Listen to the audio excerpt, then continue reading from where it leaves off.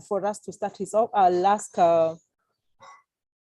one of us to just volunteer and start our meeting with a word of prayer. Anyone? Just a volunteer to start us off with a word of prayer so that we commit this webinar. Let's pray. Thank you, Eunice. Heavenly Father, we come before your presence. We give you the glory and honor. We thank you for the gift of life. We commit our mind before you, Jehovah Father, that we'll be able to grasp what will be taught this day.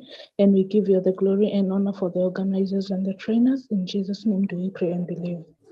Amen. So thank you, Eunice, for that.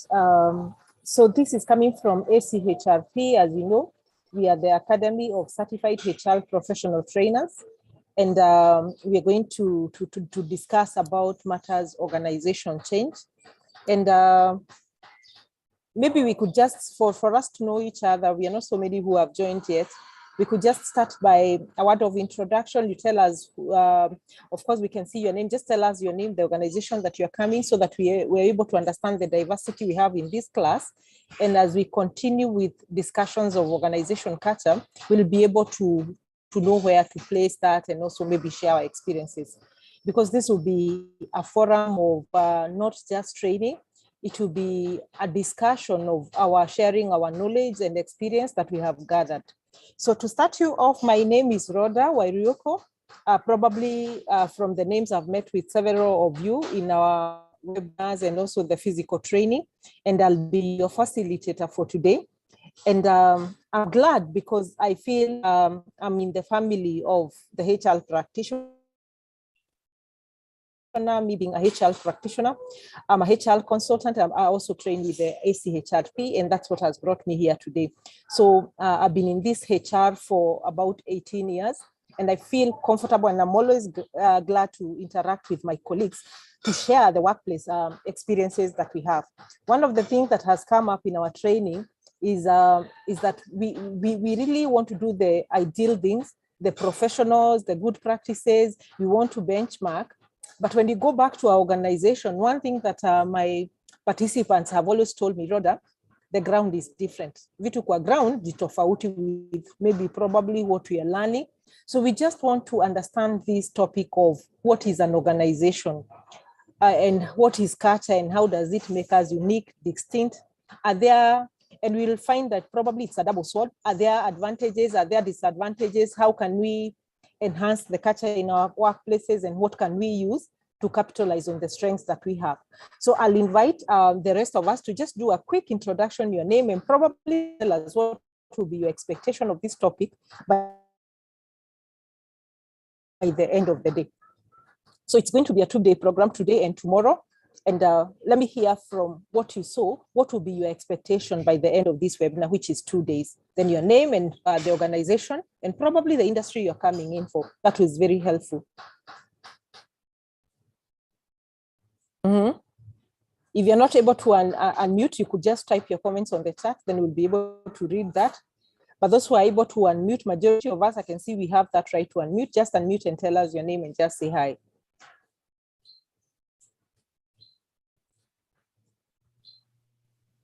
Good morning, everyone. Good morning. My name is Victoria Shigoli. I have been an HR practitioner for many years, Rhoda. Majorly in the last, say, 7 or so years in the education sector. And I left last year, so working from home. This whole topic of culture was very interesting to me. Having recently attended an interview, and I think the organization wants to go through a culture change. So I thought, oh, this is lovely and timely. And that's why I'm here today, just to hear to learn from others, the role of leadership in culture formation, driving culture change, etc. Happy to be here this morning. Great. So you're in the right place. Victoria, I think we've met before. It's not the first time. Oh. I think we have met before, but we'll discover by the time we come to the end of the webinar. Thank you very much. Next. Next.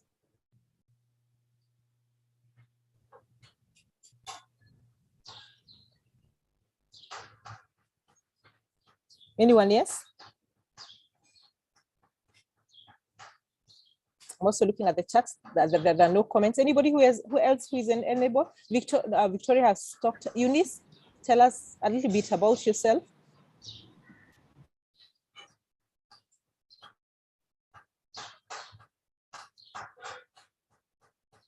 Eunice, Lucy, Martha, Susan, Victoria has spoken. Susan, anyone? Good morning, all. My name is Lorraine, but I've shortened it to Lori. So I'm in the HR profession. I've been in HR for more than 9 years in different sectors. Yeah, I've done medical, I've done marketing sector, I've done NGO, and I've also done higher learning, that is the university level. So currently I'm not placed anywhere, so I'm doing some personal assignments.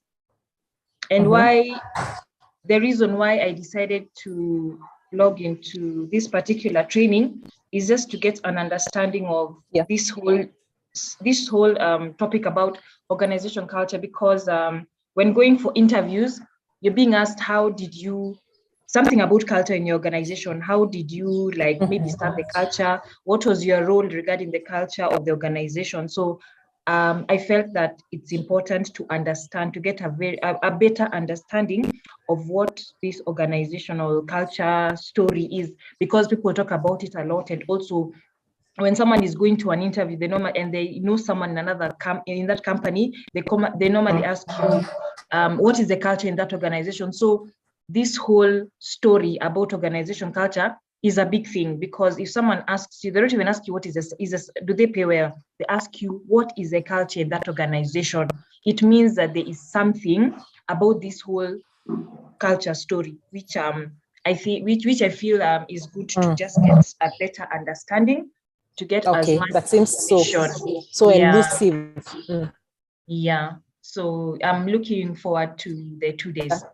That's great. That's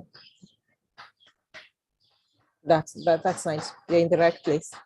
I'm seeing comments coming in the chat. Eunice has said, Eunice Magiri, HRM at Hill Park Hotel, eager to learn about the organization culture. Welcome, Eunice. And we are glad to hear that. Who else? Just one comment. Then I've also seen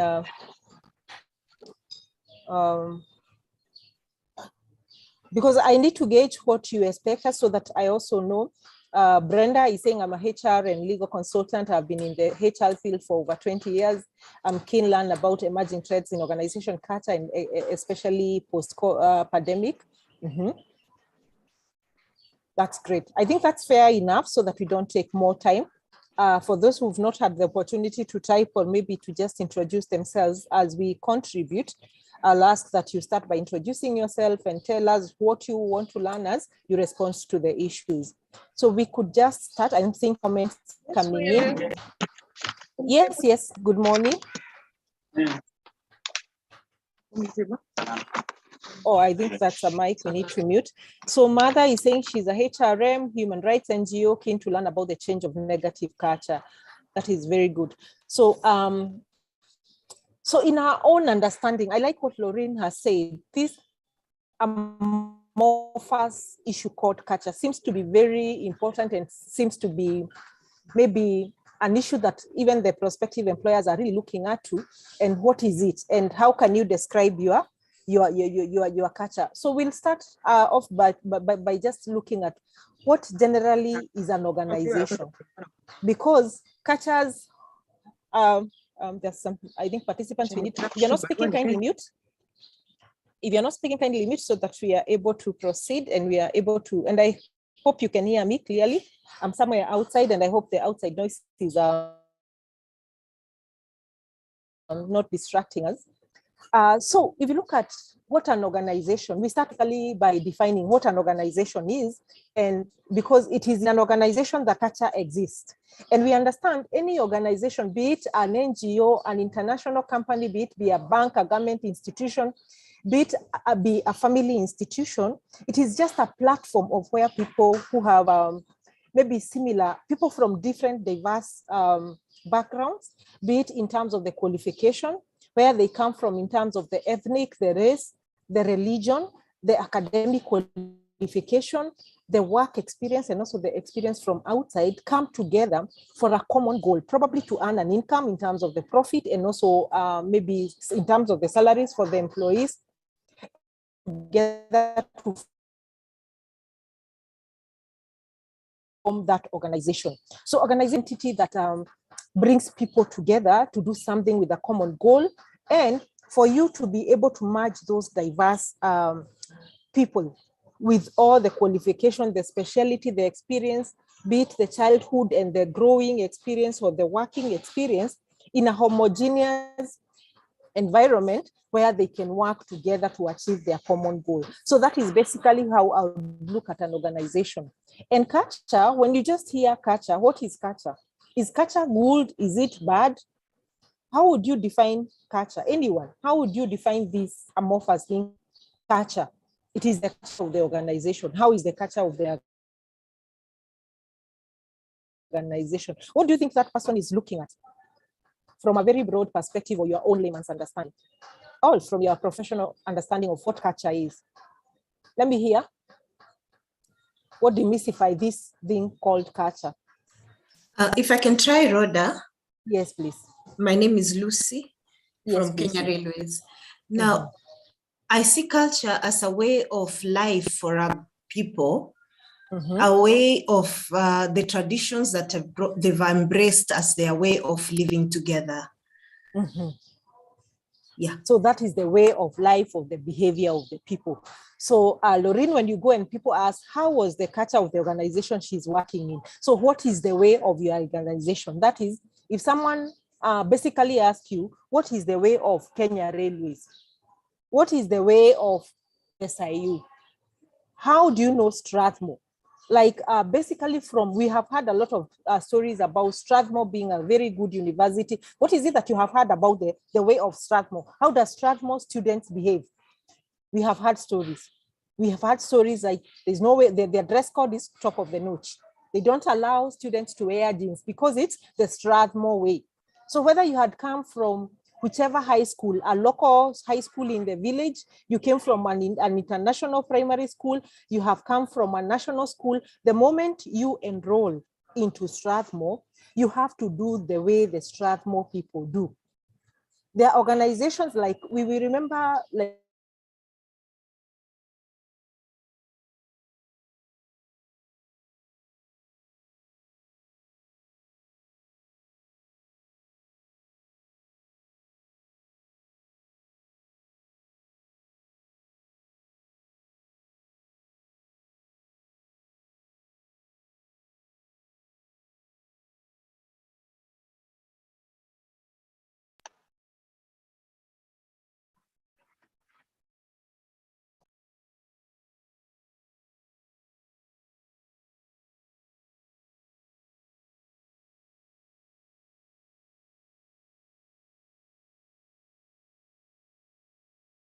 what is that brand?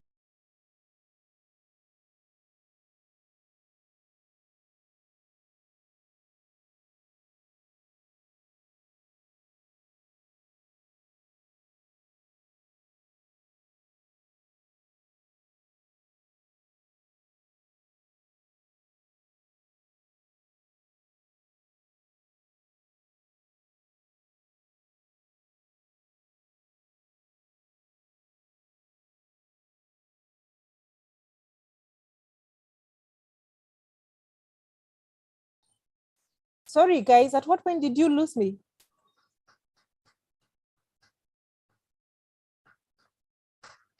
Good morning. Can you hear me now? Yes, I can. So yeah. So now I'm back. I think it's a fluctuation on my internet. At what point did you lose me? Hi, Rhoda. Maybe about 5 minutes ago. Oh, really? Yeah. So we were still at the Strathmore or the Chase story? Yes. Strathmore. We are still at Strathmore. Yeah, please go back. Okay. So what I was saying, if you talk about an institution like Strathmore University, Strathmore Business School, what is that culture of Strathmore that you have had? You've had like students, regardless of where they have come from in terms of the background, whether from international school, whether they're coming from local high schools, or any other. When the moment you come into Strathmore, there is that shared behavior, the Strathmore way that they do things. So you have to really be aligned to the culture of that institution. Of course, some of the things that we had, students are not allowed to wear casuals. They're not allowed to go with jeans, sandals in classes. But what happens in our government institution and public institution and any other institution, it's totally a different story. But all of them, we find they're higher learning institution. But the institution attract diverse people, both international and local, but they have been able to come up with core values, core beliefs, and core practices and behavior, which they call the Strathmore way. And anybody coming in have to align to that and to adapt to that culture. So that is what we call the culture. The culture is the beliefs, as someone has said, the behavior of the people, the way people behave. So is culture inherited, or how do we acquire culture on a very high level? How is it acquired? Can you choose on how to shape your culture? Let me hear. What do you think? Is it inherited, even at a personal basis? I would say both, because there are cultures that we are born into, and then there are cultures we learn along our lives. Along the way, yes. Yeah. And there are cultures that we walk into. Like you move from organization A, you go to organization B, you find where you're coming from, the way of doing things, the belief systems, the values are totally different. And different people value different things. And it also depends with who are the main decision makers, who are the founders of this organization. So who are the key people in decision making that have the power to shape the culture of the organization? Of course, we'll see culture development starts right from an individual employee, from the moment they join an organization. But majorly, the people at the top leadership, the board level, the executive, the senior management sets the climate for the culture. Because most of the employees that we have in an organization, they just model the culture of the organization. So what it is known out there by the stakeholder, by the public, by the customers, the people they serve, becomes the culture of that organization. The moment you walk into a bank, how are you received? How are the people? Even when you go for an interview, the moment you walk in that security gate, what do you feel of that organization? Even you, beyond Lorraine, the employer asking you or asking your referee, what was the culture of where you're coming from? Again, even you, as you go for an interview, one of the things, we're also accessing the capacity of the future employer and the organization to see, is this aligned to my values, what I value? Does it align to what I'm looking for as an employee? Is it a conducive workplace? Is it friendly? Is it a place that I'll enjoy working? Or is it a place that is maybe that things happen because people are coerced? They have policies that we follow because they are policies that have been established. People out of fear, they obey and they are adhere to the guidelines, or do they do it because the policies of that organization, right from at what point of life are you? Like, they're family friendly, the policies have flexible working hours, people are warm, welcoming, that I would feel like a second home. So we will actually look at different types of culture that we have in the organization. Then by the end of today, you should be able to actually tell. Like when someone asks you, what culture do you come from in your organization? How was? And you'll be able to tell, we have a collaborative culture, we have a warm, friendly culture, or we have this type of culture. I don't know what you would say if we actually know the place that you work is so toxic and the culture is not accommodative. And probably that's where you're running you're running away from. And we'll see how in organizations makes decision is because they know that one particular person who is coming in, if they have come from an eroded culture, a very weak culture where people, instead of coming to work late, they come to work very early, they come late, where they are known for rumor mongering and also for gossips, where they are known for being lazy and not taking the proactive initiative that are required of an institution, where performance is not key. They want to gauge the person we are bringing in, the flesh blood that is coming into our organization. How is it likely to impact? As we all know, there's that proverb, African proverbs that says that a rotten potato can make a whole sack go bad. So they ensure that the person they pick have the right values, the right mentality, the right attitude, and has been coached in such a way they are right fit.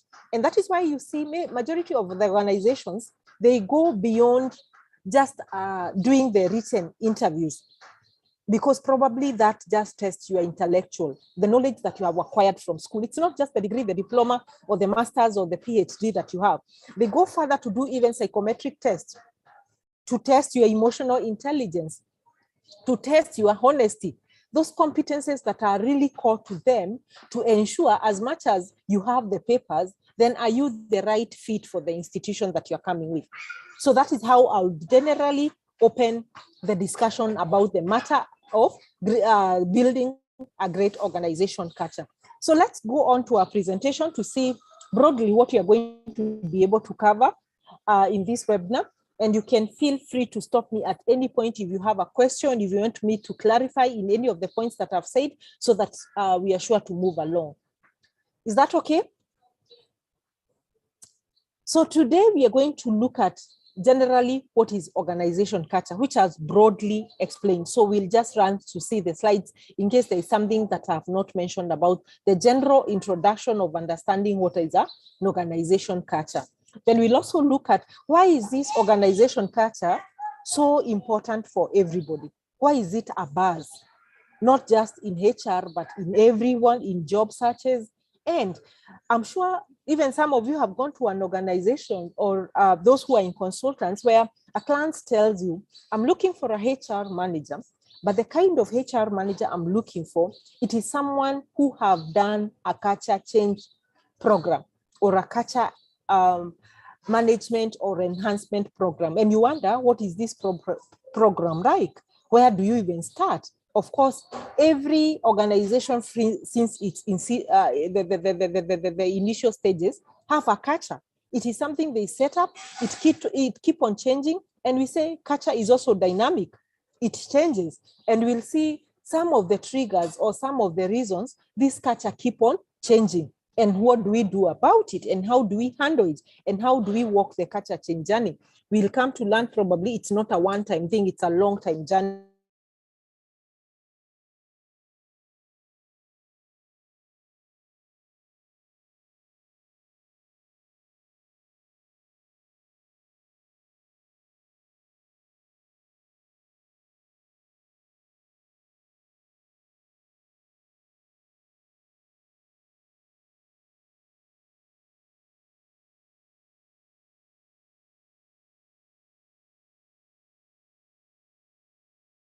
We will go to the individual employees and see what is the employee or a group of employees or a team of employees' role in the organization culture.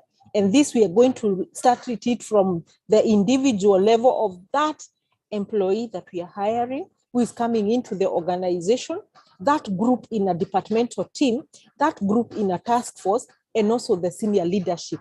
How do they influence? And how does organization culture also influence how managers operate and relate to their employees? We'll also look at the changing nature of the organization culture, and we'll also look at how do we adjust both the employees and the organization when this culture change is triggered by various factors that we are going to look. Then how do we adjust? Then we are going to look at factors that will affect the organization culture, and by the close of our webinar today, we look at what we call the open door policy and how it influences the culture and the impact it has. Then from tomorrow, we'll start from the point of communication in organization culture. How does communication in an organization affect the organization culture? Are you working in an organization where communication is not smooth and people get to learn from the grapevine? People get to learn about what is happening from the kitchen, from the dining halls, because of the organization structure. You find, like, you'll find probably the decision makers have relatives in the organization. So as they go out for family businesses and they're having dinner, that is when you get to know the CEO or the head of HR or the HR manager is being fired even before the memo comes out? Or do you pick things from the corridor? Or do you have a structured communication where the information will be communicated in terms of the memos, the circular? We have various maybe breakfast or briefing meetings from the CEO, from the chairman. Memos are done clearly by the HR. So you are able not to guess, but you're able to know what is happening in the environment. Do you know the strategy of the organization? How do we communicate to employees that who are working under us, that they can know whatever is happening in the organization and the performance? Again, we said culture could be a double sword. It has so many benefits, importances, but it also has some setbacks in an organization. And tomorrow you look at some of the setbacks for organization. Again, we're going to look at understanding and influencing the culture of the organization. How now, if we are hired as HR directors, HR managers, heads of HR, how do we have those opportunities where we can influence culture in our organization and philosophical models of organization culture? What you'll see when you're looking at different types of organization, probably at that point, I'll split the hair so that we can look at different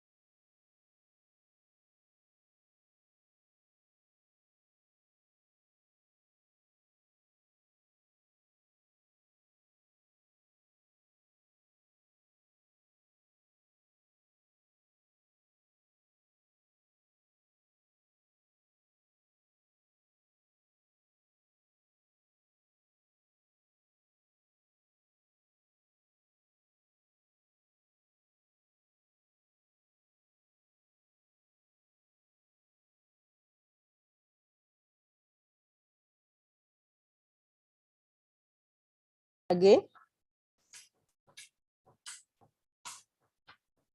Good morning once again. You lost me once again, the second time in less than 30 minutes. Can you hear me now?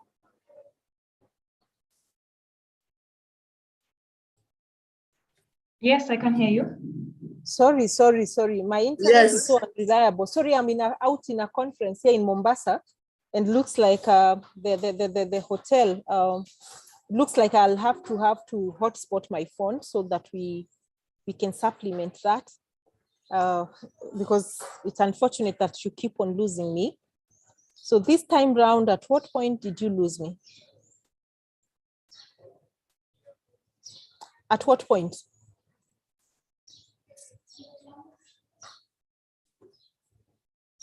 Let me share my screen again. I think at the open door. Open door policies. Where I'll reach today. Okay. Somewhere there. That is okay. That's okay, because that's where I intend to stop. And I was just giving a brief of what you'll expect at the other point, the communication in the organization. In fact, I was just explaining that, not much that you lost. The communication. So all of you can hear me now? Yes, I can. Okay, great. That's fair enough. So we look at communication in organization structure, and thereafter we look at the setbacks of, that's why I was saying organization culture can be a double sword. Of course, it has a lot of functions, a lot of importance, a lot of businesses, including business gains in terms of even sparring performance, but it also have its own challenges, fear of challenges, and also some setbacks, because we realize this organization culture does not always turn up the way we want to do. At times, anytime you'll find as a HR, you have engaged into a culture change program. If there is no buy-in from the senior management, if there is no buy-in from the board, if there is no buy-in from the executive, you will face a lot of resistance. If again, it is actually being driven by the senior managers and the board, and the staff don't have the buy-in, it becomes it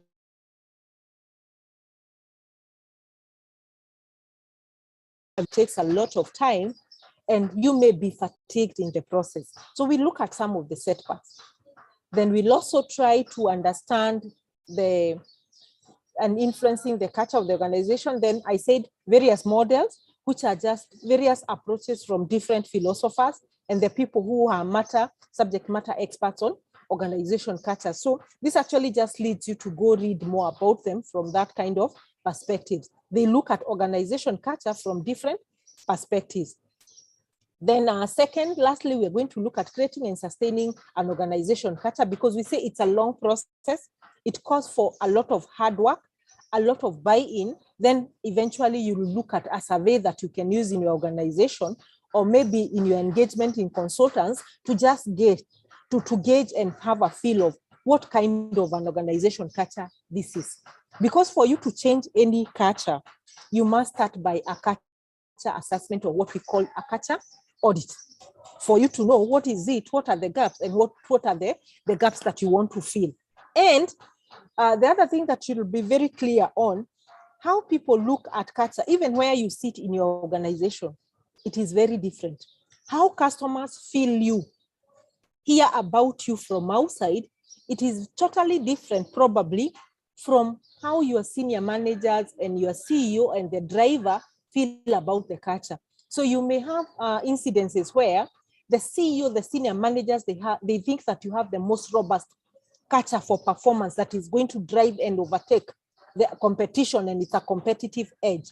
However, the other staff in other levels, including their secretary, may be thinking this is the wrong culture. They're coming to rock the boat.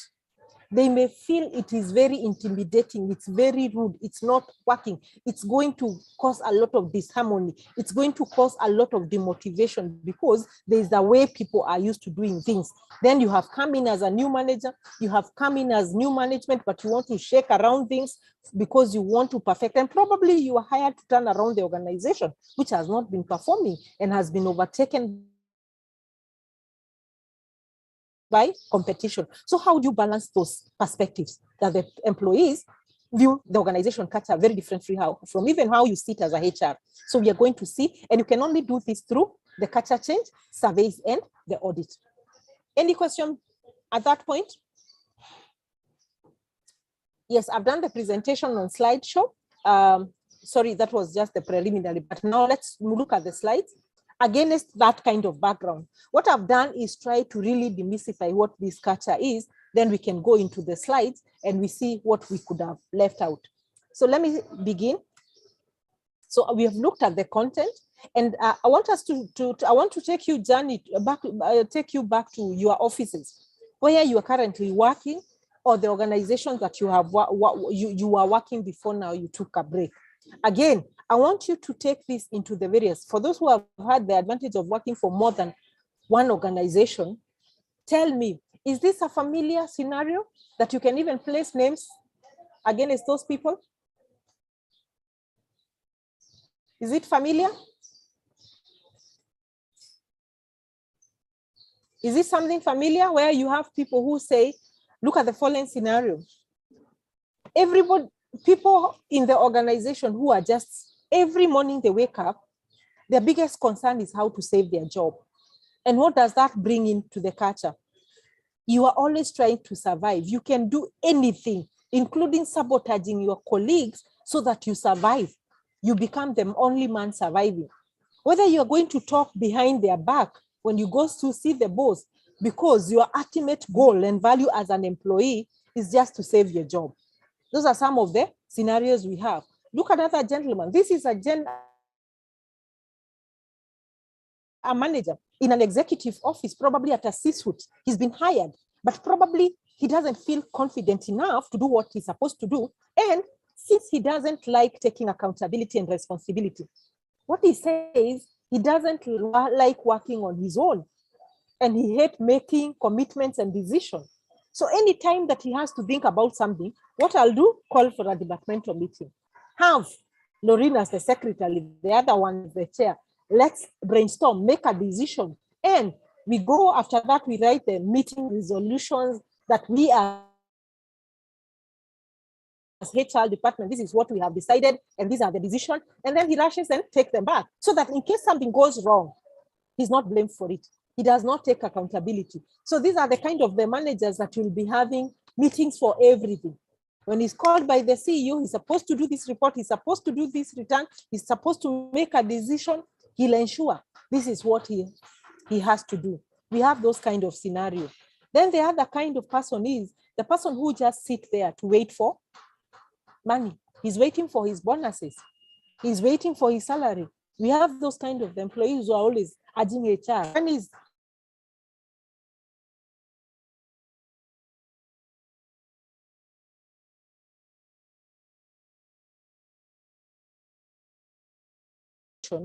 they have no attachment. All that is in for them, the only attachment he has with that organization is his earning, his salary, his bonus. That is all. You also have some other people who are there.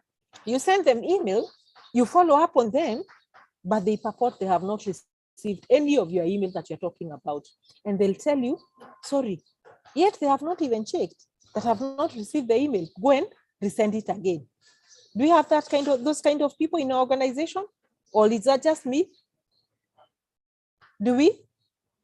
Let me hear. Do we have those kind of people in our organization? Yes, they are. They are there. There are many. Many. So how do we deal with them? Because that is generally the culture from an individual level. That is how we start creating culture. You could be one of them. Maybe your colleague is. And you can imagine the kind of energy they remove from the team, your department, and as an organization as a whole. So we have those. So we continue, we said an organization is just a common platform where people from diverse background comes together to work collectively to achieve a certain objective or a target. And this kind of a setup, people are here to earn a living. Of course, for you to coexist in that organization, there must be something that you're earning. So for employees, we earn a salary. It is our right. We earn a living. And this is the source of our livelihood for us and for our family. But again, for the founders, for the vision carriers, for the stakeholders that we are working for, actually, their ultimate goal is to have that dividend. It's to earn the profit. So as much as we exist as an organization, there is a common goal, which is to earn an earning in whichever way. Then we also learned that the organization have different kind of people. We are all diverse. I always give an analogy of a family. Even in your family, whether you're a family of 8 and 4 of you are identical twins, you will find that all the 8 of you are very unique and distinct from you. Even the intellectual capacity, it's different. The way you do things, you'll find like some of your siblings are very neat, they're well composed, they're calm. Others are just careless, carefree, very maybe grumpy at times, but you are all coming from the same father and the same mother. You've been brought up in the same environment. You eat the same food. You have gone to the same schools, the same education, the same resources have been extended to you. But there's that distinct character, that uniqueness, that identity that set you aside. So the same thing in an organization. All organizations are distinct. Even in the group of organizations that we have, maybe the group of schools, the group, you'll find like every unit, it is distinct from the other because probably the people they serve, the values they have, the people who are running them are different. And every organization being unique in their own value, it is what sets it apart from the rest of the competition. And that is why we say the culture of the organization, it is a competitive edge. It sets you apart from the competition, from the other organization, because you have the way you do things. That is basically how an organization. Then when you look at that, you can see what is culture. And we say, maybe to just put words in what we think this culture is, it is the attitude of the people of where you work. They are the character traits. What are some of the traits? What are the organization traits? How do we do things? Are we a controlling, cost-cutting kind of an entity? Do we encourage creativity or innovation? Are we sticklers of the policy and we have to toe the line and we don't accept feedback? That when the boss says this is the way, when the policy is in black and white, it has to be done that way and people have to adhere to the strict rules and the guidelines, probably out of fear or probably because they respect them. We also say culture also is the behavioral pattern. How do people behave from day one when they join your organization? How do they continue behaving after a month, after 2 months, after a year? How is your onboarding? That when people come in bid, how are they inducted into that culture of the organization? Is it an organization that when people are hired and they come in and they start learning the culture of the organization, they don't even complete their induction, they just exit? Or is it a place that people come in and say, and you see everybody here has worked for over 10 years, over 20 years, over 30 years, they feel as part of the family. I've heard staff saying that this organization that I work for, when you join, it is my mother and my father. This is where I first came when I finished my college. This is where I got my first job. This is where I married from this organization. I got my first child in this organization. Now I'm about to retire. And they ensure, before they go, they now start lobbying to ensure that the kids who are now grown, gone to school, graduated, they want to leave a legacy that they have that family continuation.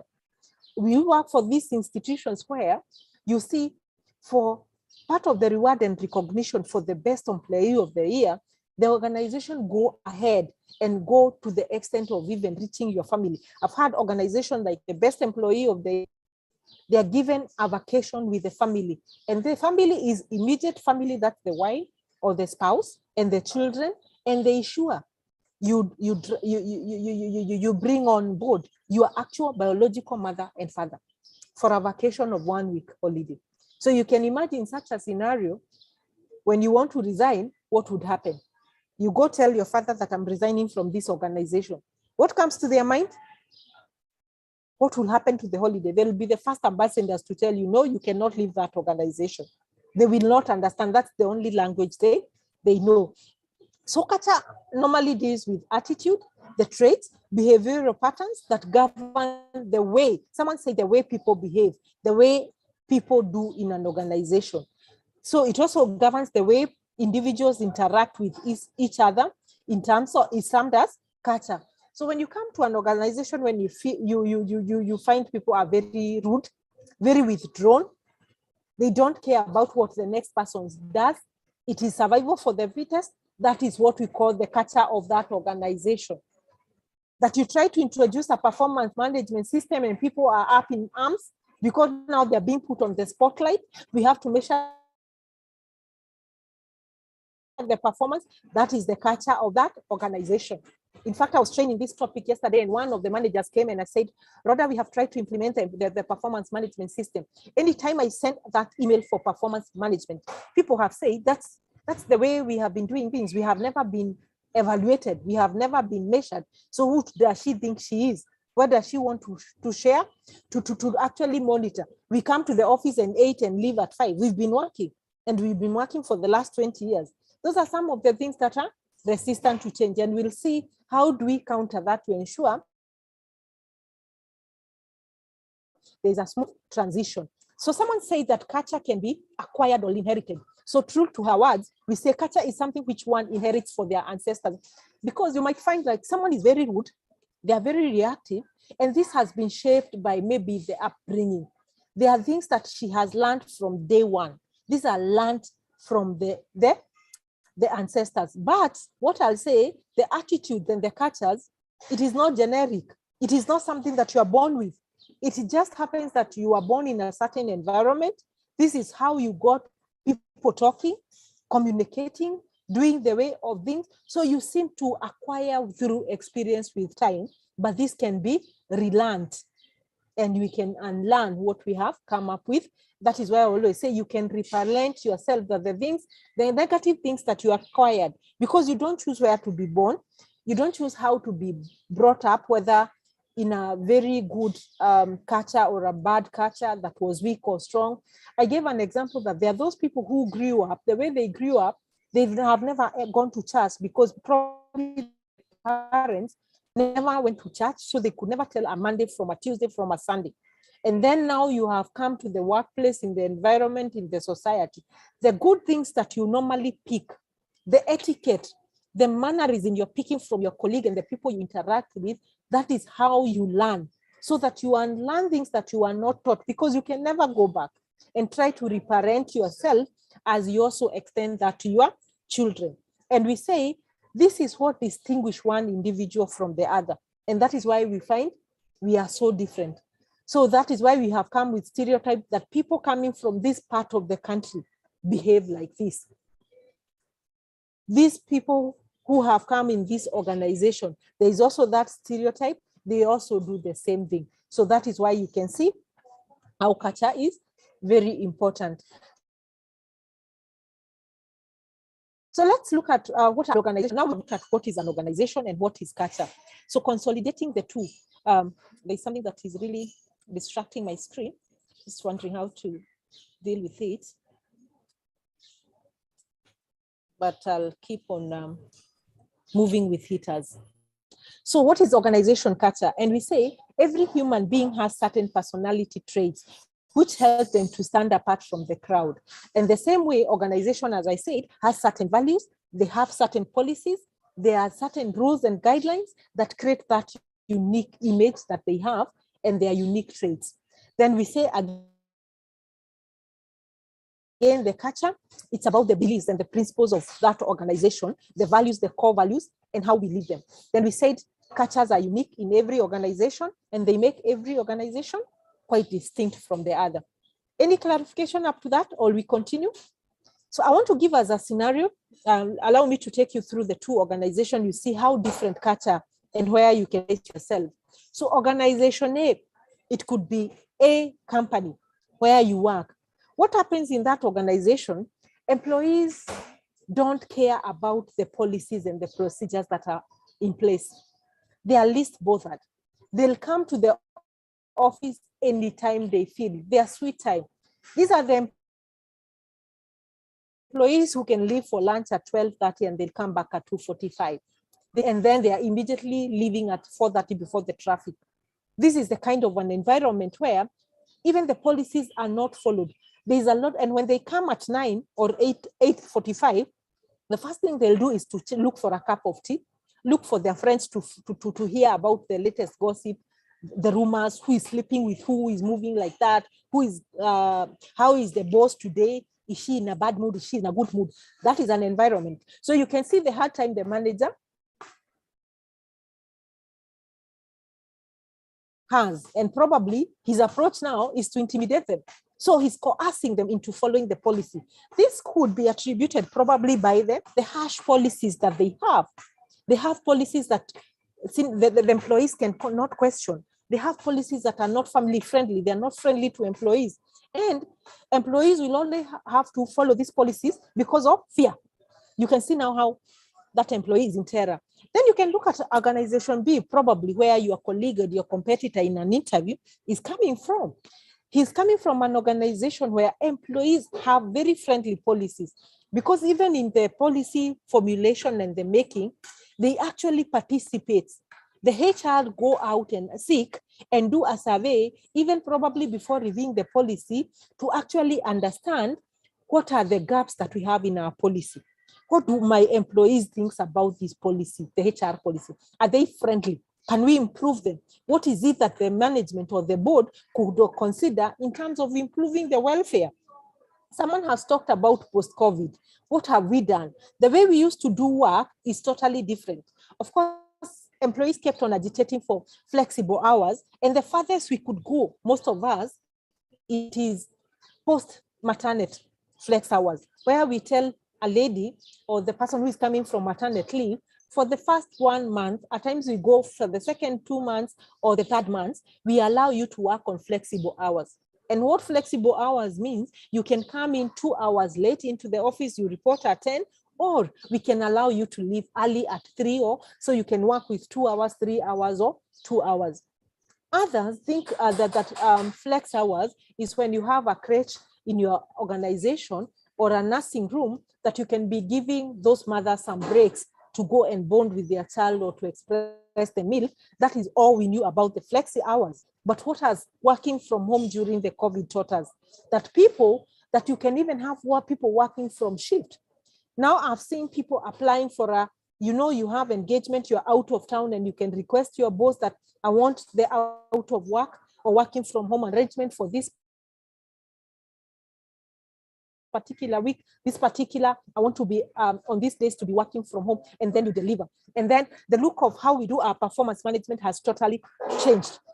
Because with the changes in the working cultures and the flex hours, it has also brought about how do we monitor performance of employees when they are working virtually. The kind of reporting that we used to have, because probably we used to measure performance when you come into the office, and now concerns of when you work out of the office for the 2 days that you're working for this week, what are you concentrating in? And we are able to focus on the output rather than the number of hours that the employees are putting in the office in terms of the man working from 8 up to 5. So things are changing. So this kind of organization, you see, the policies are friendly. There's consultation, people enjoying, and you can see even from their faces, they are enjoying each other's company. There's no intimidation. We can see the ladies there are comfortably working with the men, and they don't feel like, some of us, when you go to meetings, you'll find when you go to the boardroom, some ladies will just sit next to each other. You know there's a ladies' corner. Why do we sit in a corner and we give them maybe the front seat and the domineering, people left to the men? Someone asked me a very hard question in this matter of culture. Rather, when you are in a boardroom, in an organization, in a high C-suite level, and you happen to be the only woman because you are the HR in that meeting, and then what the tea is brought into the office and placed on the table, what do I do? Because there are those instincts that I should rise up, because the place of the woman is in the kitchen, and start serving everyone. Are you there to serve tea, or are you there to have a voice and the voice to be heard? Let me hear the reactions. What happens in your workplaces?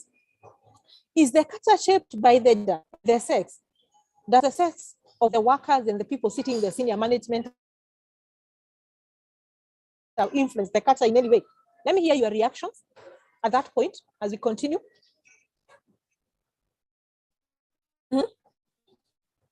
I want to hear some reactions from you. Benjamin, tell us, have you heard about this? Have you observed such? Does the gender affect the culture of an organization? Yes, madam. Yes, gender affects in a manner that, of course, gender, the male issue is still dominant in most of our organizations, especially these public organizations. So most of the positions you can see that they're still dominated by men, but the ladies are coming strongly. So in terms of the culture, the behavior, still believe that they need to be occupying the senior position than the ladies. So, yeah, that is true. But there are signposts because gender policies that we put in place, and then the 1/3 rule, all those things are now coming in.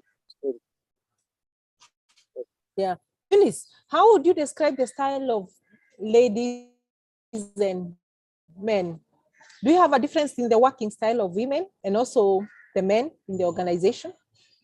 What would happen to you if you're working in a male-dominated organization or senior management? What is the kind of the working style they have? Does it differ in any way?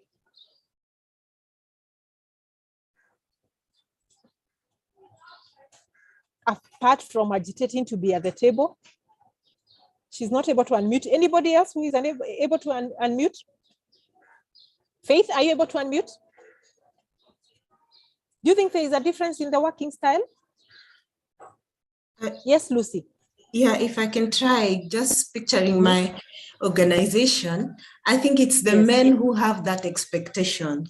So you sit in a meeting and you're having a meeting and tea is brought and placed at the table, they automatically look at you and wait for you. It reaches a point even in praying, they feel you are the lady, start with the word of prayer. A man can also pray. And so what I do sometimes when they sit and they look, I also look and we all wait until now it dawns on them that, yeah, we are all here, officers waiting until somebody now calls, the lady who brought tea, can he come and serve us? You know, because even the lady who brings tea and now, see, there's a lady there, let me just put the tea here. She'll know what to do. She can take over from there. So I make comes and whispers to you. Yeah, she just puts it there and looks at me and feels I'll help her continue from there. She's shy to move around. So when I sit and, you know, they don't understand. There are those who don't understand, but I make it intentional that don't look at me as a woman, look at me as a fellow employee. I think we women have to make that intentional. We don't have to just sit and expect change. We have to initiate that mentality. Yes. Thank you. I like that because you can see how, in a very small way, individual employees, where you are in this HR, you can influence the culture and how people treat each other, the way people behave. Christine, your hand is up. Let's hear. Yeah, I think I would resonate well with Lucy. The question is the expectations that people have.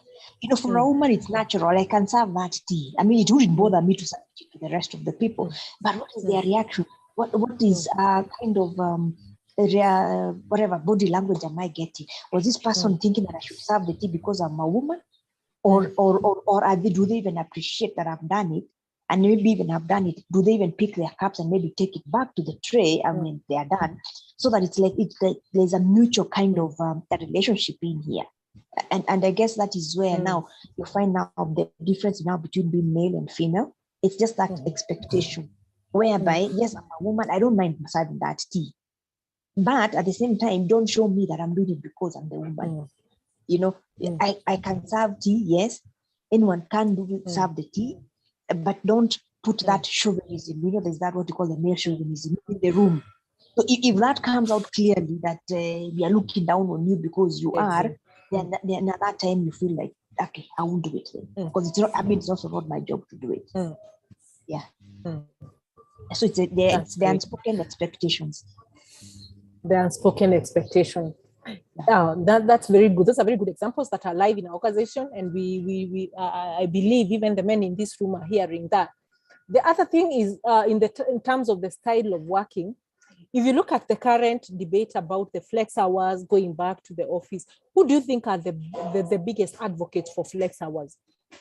Men versus the women. The women. Why?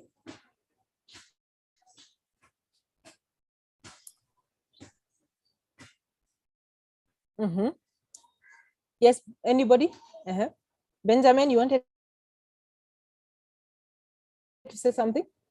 The women are the biggest advocate of flex hours. I tend not to agree. I think men currently needs flex hours because of most of the men tends to hustle nowadays, one work to another, so they need more flexible hours to go and hustle and look for more business. Yes, more business. Yes.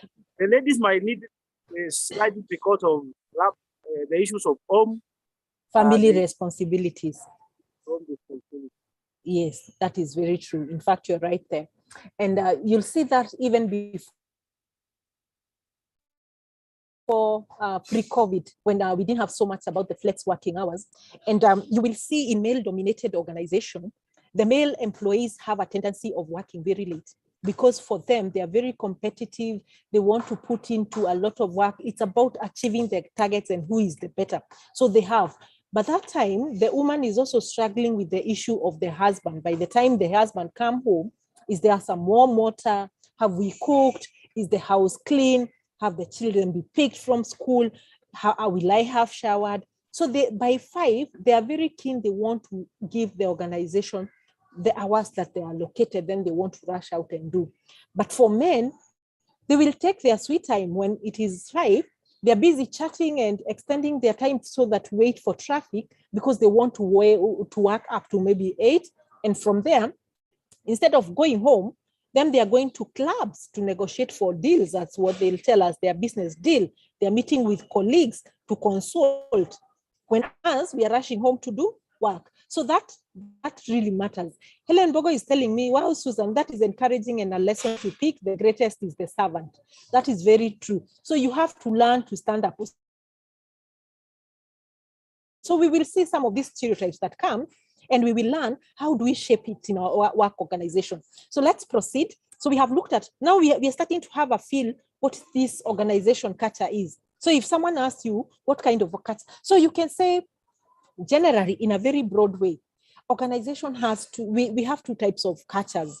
One, culture is just culture. It's just like attitude. When, at times we loosely say you have an attitude.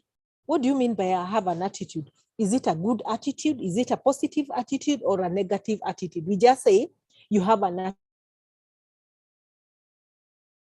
attitude. Again, we may be tempted to say we have an organization culture, but what is it? But when someone asks you, say, our organization has a strong organization culture because it is based on 1, 2, 3 things. So broadly, we have 2 types of organization culture, and the first one is what we refer to be a strong organizational culture.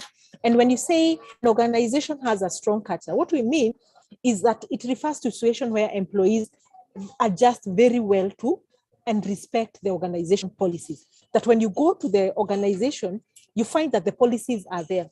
The policies, because they have been done consultatively, they have been able to look at the needs and the gaps of the employee. They are, in a way, very friendly. And when we find some level of harshness, which we can bear with, we try to respect them and see the drafters of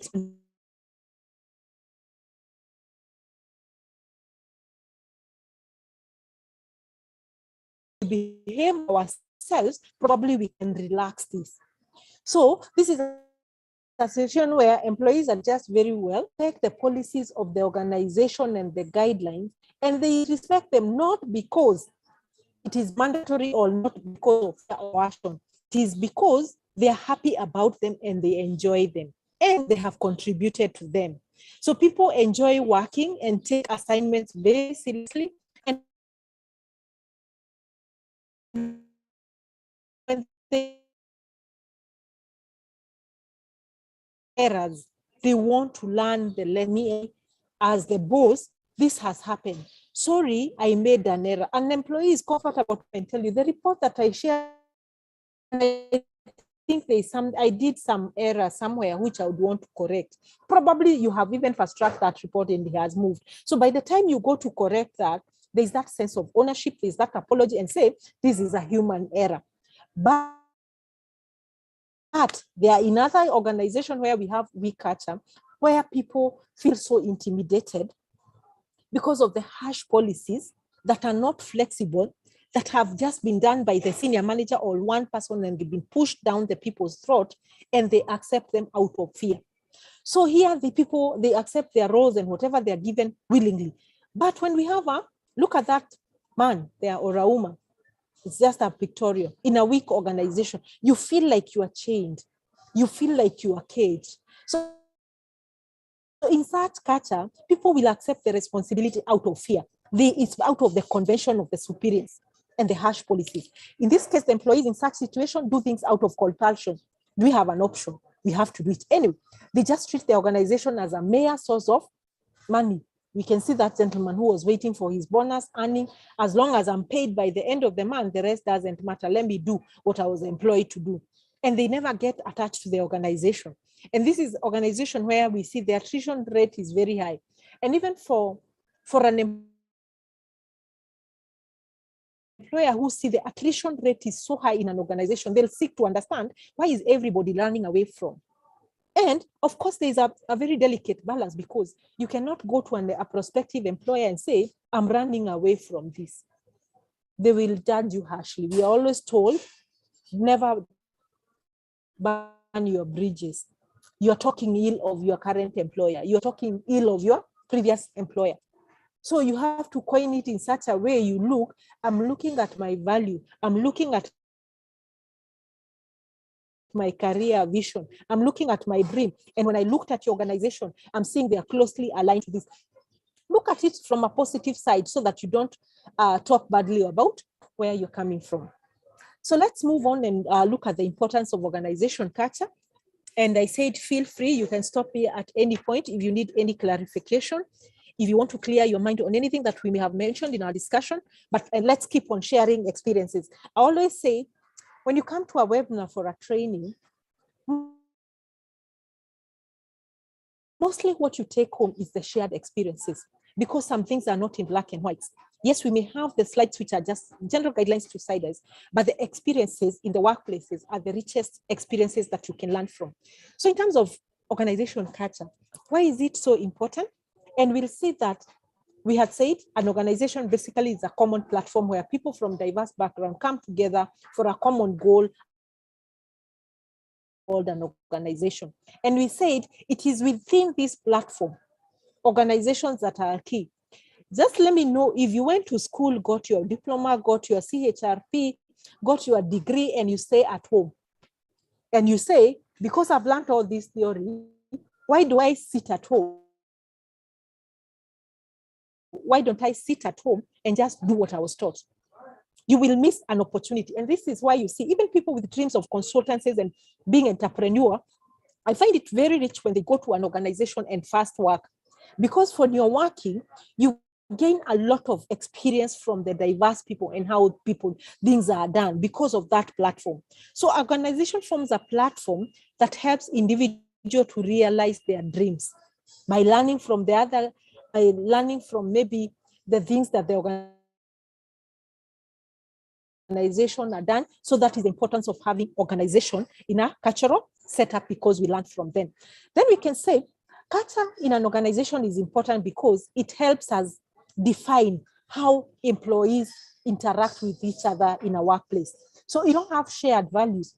We don't have a common culture where people can then have challenges of how people interact with each other. So it forms a guideline, an unwritten guidelines of how people treat each other, how they interact each other. That is why we have the structures in place and the bureaucracies and the protocols, the plus. This is what the policies have pronounced themselves, but we should, so that we are able to deal with emerging issues. Because if we become firm sticklers of the policies and the policies, then we are likely to miss out on emerging issues and any changes that may be developing in the market. And we might also miss out on the innovation of our employees. It goes along health,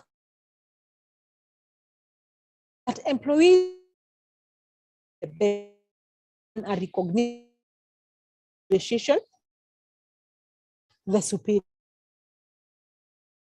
About the organization is that every individual becomes very clear about what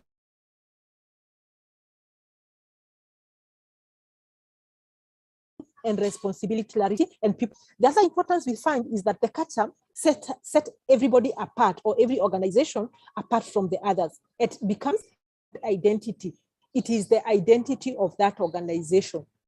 So identity is normally, it is not the colors, it is not the logo of the organization.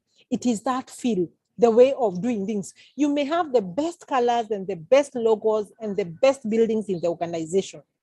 But if you do, and the best strategies that has been done by foreigners and international people and people at very high level.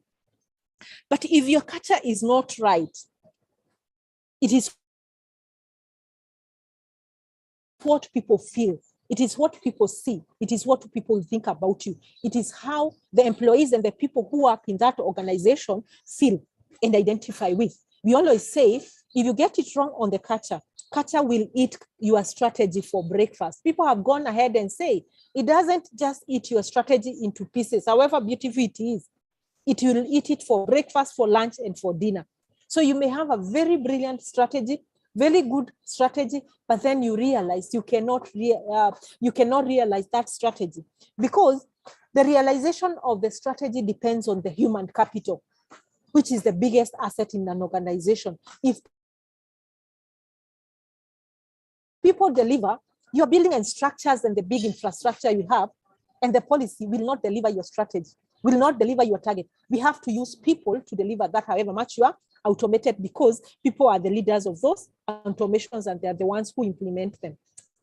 To continue, we say, for you to be able to build a thriving culture or a good culture or a strong culture of an organization, that people feel a sense of belonging, they're happy to work for you, they're happy with the policy, and they'll burn the midnight oil voluntarily and follow the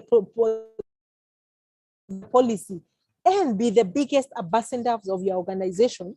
Employees must be treated equally. Employees must be treated fairly.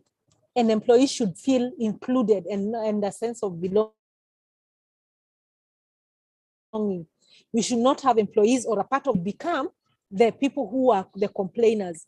We always have what we call the ship analogy, that in a ship, there are three key people who are always in a ship. We have the sailors, we have the drillers, and we have the bailers. So the sailors are the people who drive the organization. But you can imagine, if we have one person who is a driller in that ship, what is likely to happen? They're likely to drill a ship and you're going to drown all of you because of one person who is hiding in a particular corner. So everybody should feel that sense of belonging that they, and when you look at even the bad publicity that happens in organization, who initiates them?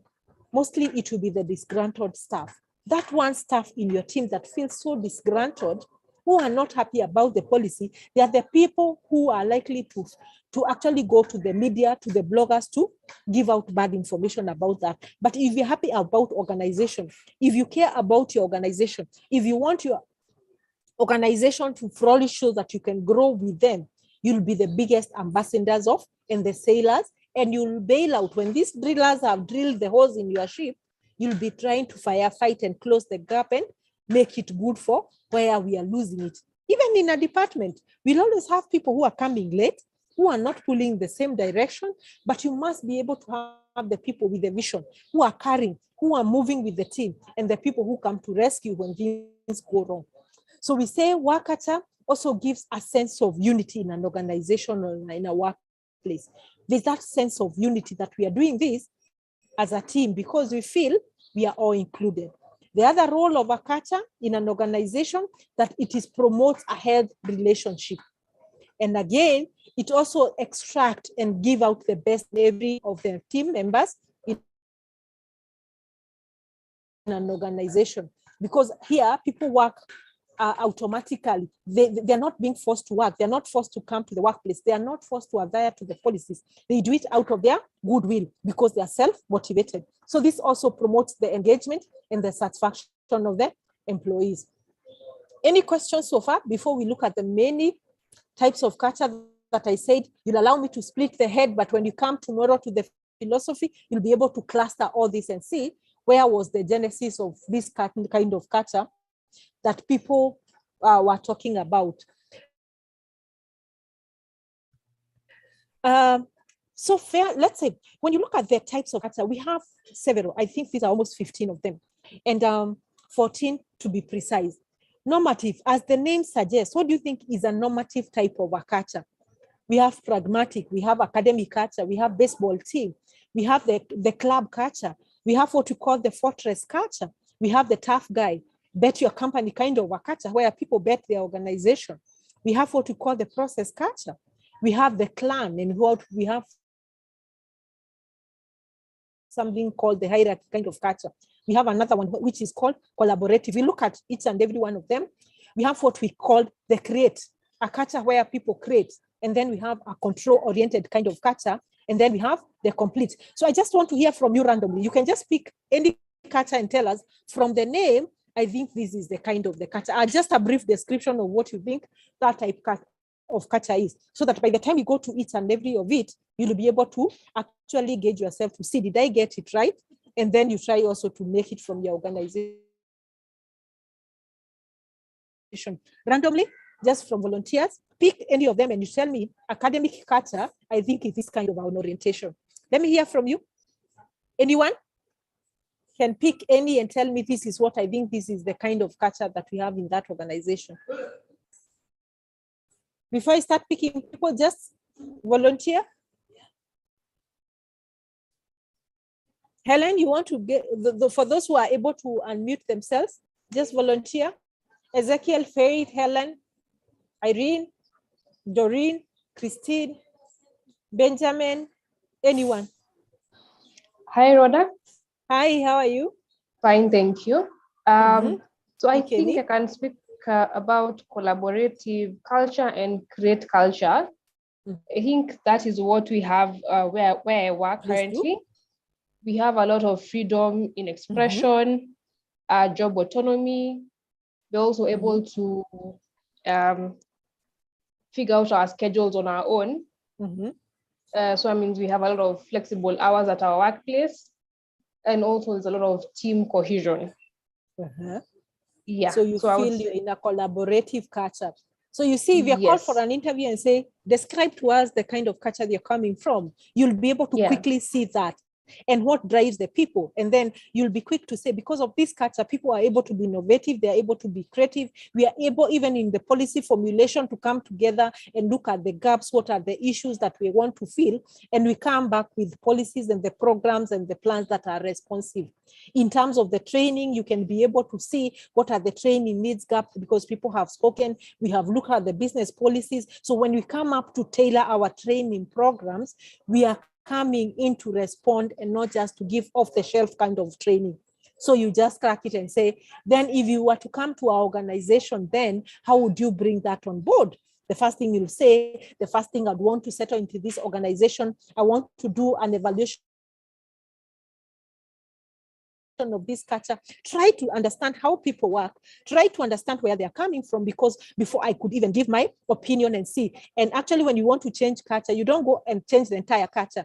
You just go and build on. Culture is built on a build-on basis, that you see what are the strengths they have, what are the weaknesses, how can we have different options, what is the one that is likely to have more buy-in on the people so that they can do it very comfortably. So thank you very much. Someone can pick some other two, any. It doesn't have to be the organization you work in. You could be an organization that you've heard about.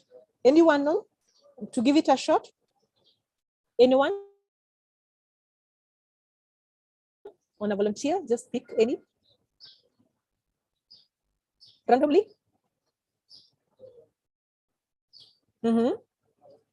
Ezekiel? Process culture. Could you hear me? Yes, we are. Yes, we are hearing you, Ezekiel. Carry on. Yeah, in a process culture, it's in an environment where the members in an organization value processes so much, and such that any activities are normally ordered. They know that for something to happen, it has to go to procedural. They value flow of command, reporting lines. Yeah, and so it's a very orderly environment. Process flow is very key, and ISO procedures. Yes. We see a lot of this in government. That is true. They are sticklers of the policies, and the process have to be followed. If you jump one process, then it becomes almost a disciplinary issue. There are strict policies, not policies, procedures, and the processes that have to be followed. In fact, we have to put this in a process flow so that people, and maybe put them on the wall so that they could be followed. That is very good. Ezekiel, you're right on point. Someone else? Pick another one. So it can also be very bureaucratic. It can also be very bureaucratic. Yes, if yes. not, yes, government institutions is part of this. It can be very bureaucratic, so it has the good side and also the setbacks for it. Can you pick another one from the names? What do you mean? What do you think a compete look like?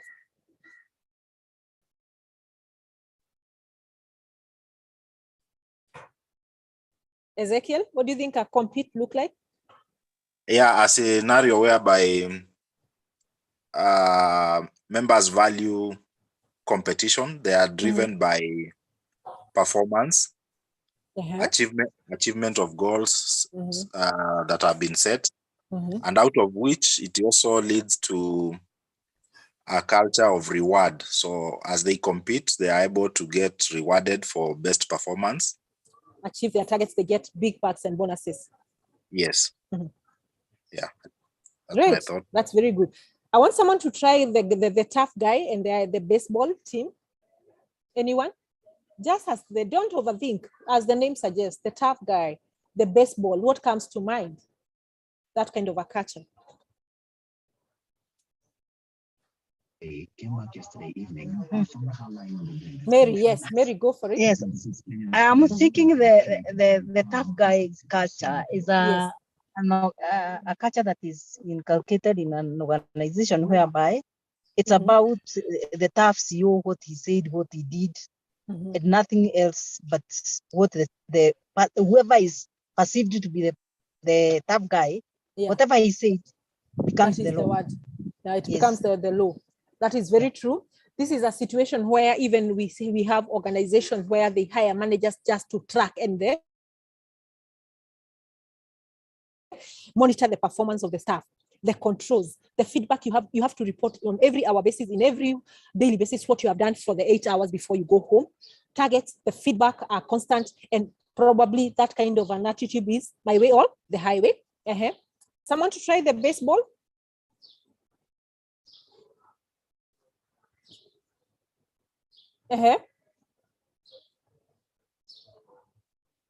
Christine, do you want to give it a try? Eunice has said the club culture staff is brought in to have fit into the group and value seniority, say the force, the army. Yes, you must earn your right to join that culture, probably because of your specialization. You must, and she has given examples like the law firms, the audit firms, the army. You must be in that specialization of a club. You can even have the pilots. If you don't have the qualifications, the specialization on that, they look for people with academic qualifications along the line they are looking for, including engineers. That is the type of the club culture. Any other person? Baseball. I want to, as the name suggests, try.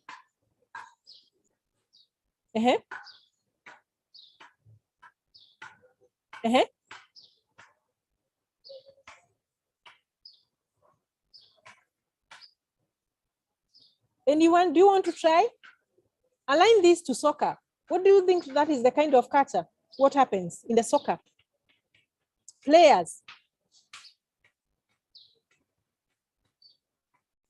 Anyone? All right, we'll run through them very quickly. And as the baseball, what I was looking for what the culture values is the employee. The employees become the most important asset. It is like a baseball player in an organization. That player becomes their asset.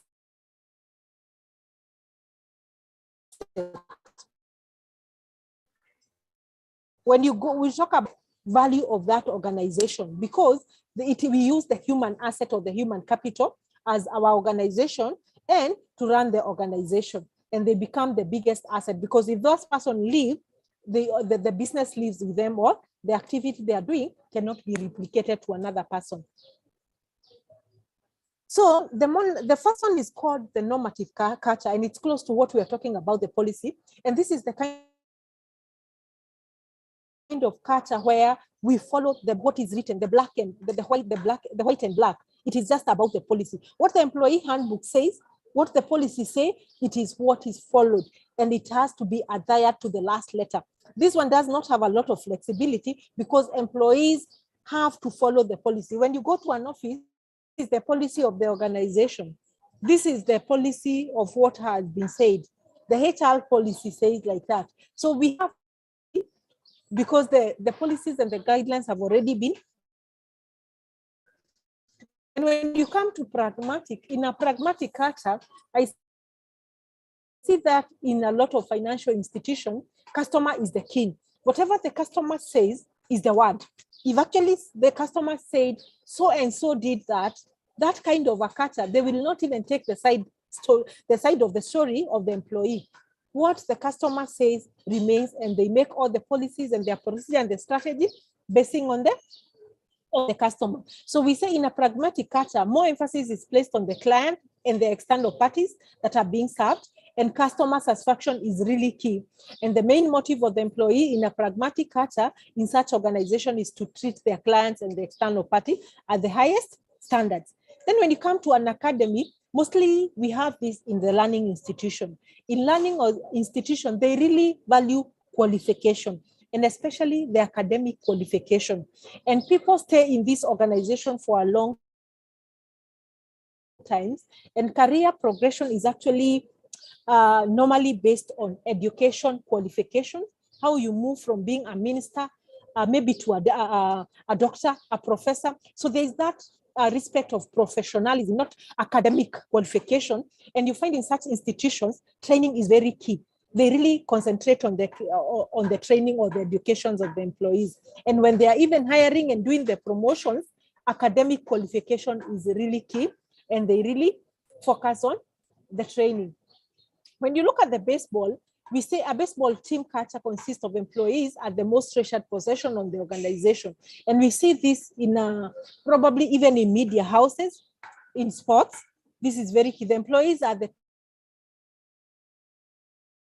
true assets of the organization, and they have a major role in the successful functioning of any organization. Of course, someone said about the club culture, you must earn your right. Just like the way we have club membership, you must earn your right to join in that. We see this a lot in professional organizations, like the examples she has given.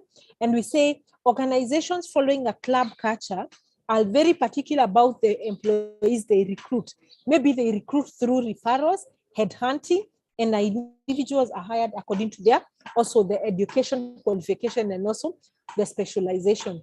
We also see that each one does what he's best on, what they have specialized on, and potential employees are promoted to suitably open vacancies for growth. Faith has said resourceful training. Rhoda, first time joining you in this forum. Welcome, Faith. We are progressing on, and we hope by the end of the day, we have achieved what we target to do. Then what we call a fortress, as the name suggests, it is a fortress. It is a place of uncertainties, a lot of fear. Actually, you are existent in this kind of culture. It is so dependent on the performance of an organization. If the organization is performing, you get good salaries, your tenure is assured, you get the bonuses, but it's a very high kind of a culture, because when the organization does not perform, that is where you see mass layoff of employees because of the non-performance. So they say the certain organization where employees are not very sure about their career or their longevity in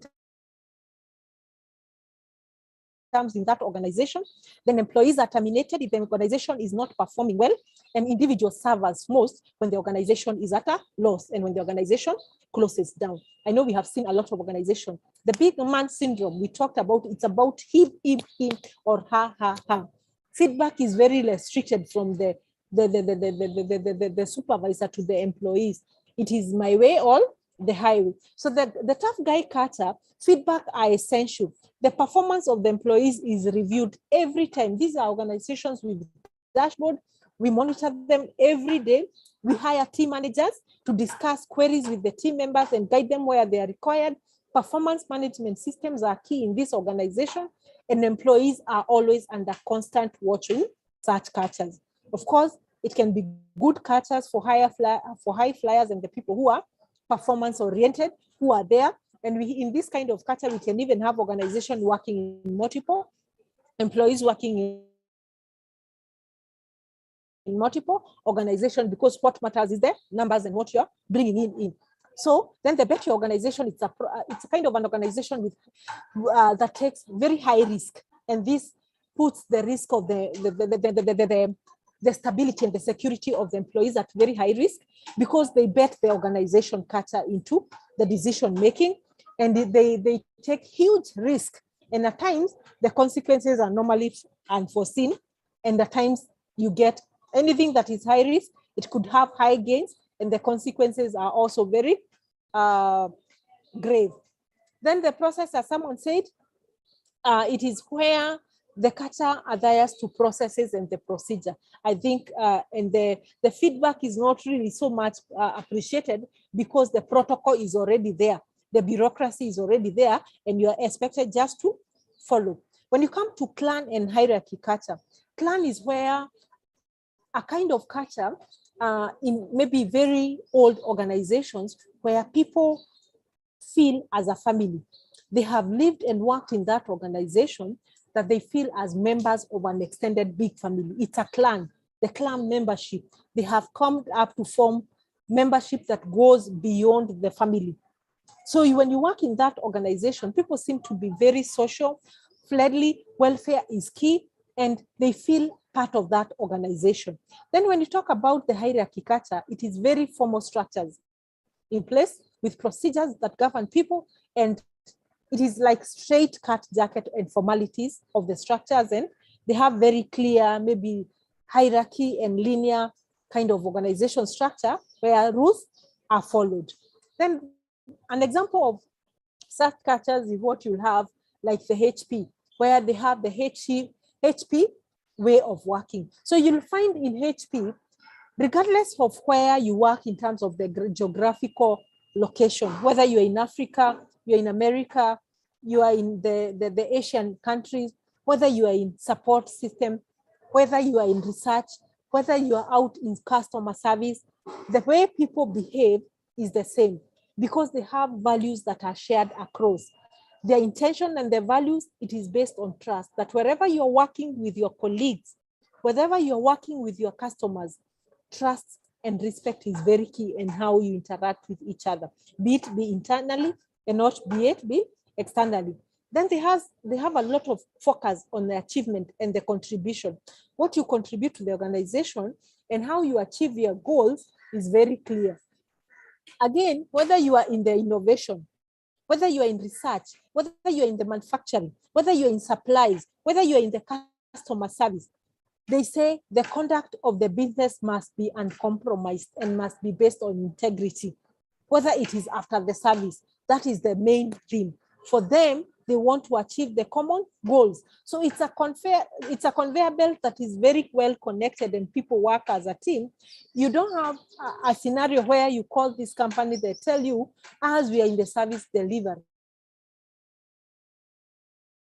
Probably you call the research, probably you call the stores, probably the defects that came about was because of, people are on leave. We have heard those stories. No, I'm not able to assist you. The person who assisted you last time, they're on leave. Probably you call last week. But then they have one common way, what they call the HP way. In fact, they say, whether you're working in the Far East distribution center in Singapore, whether you are in research labs in the California, all people live by the well-established values of that organization.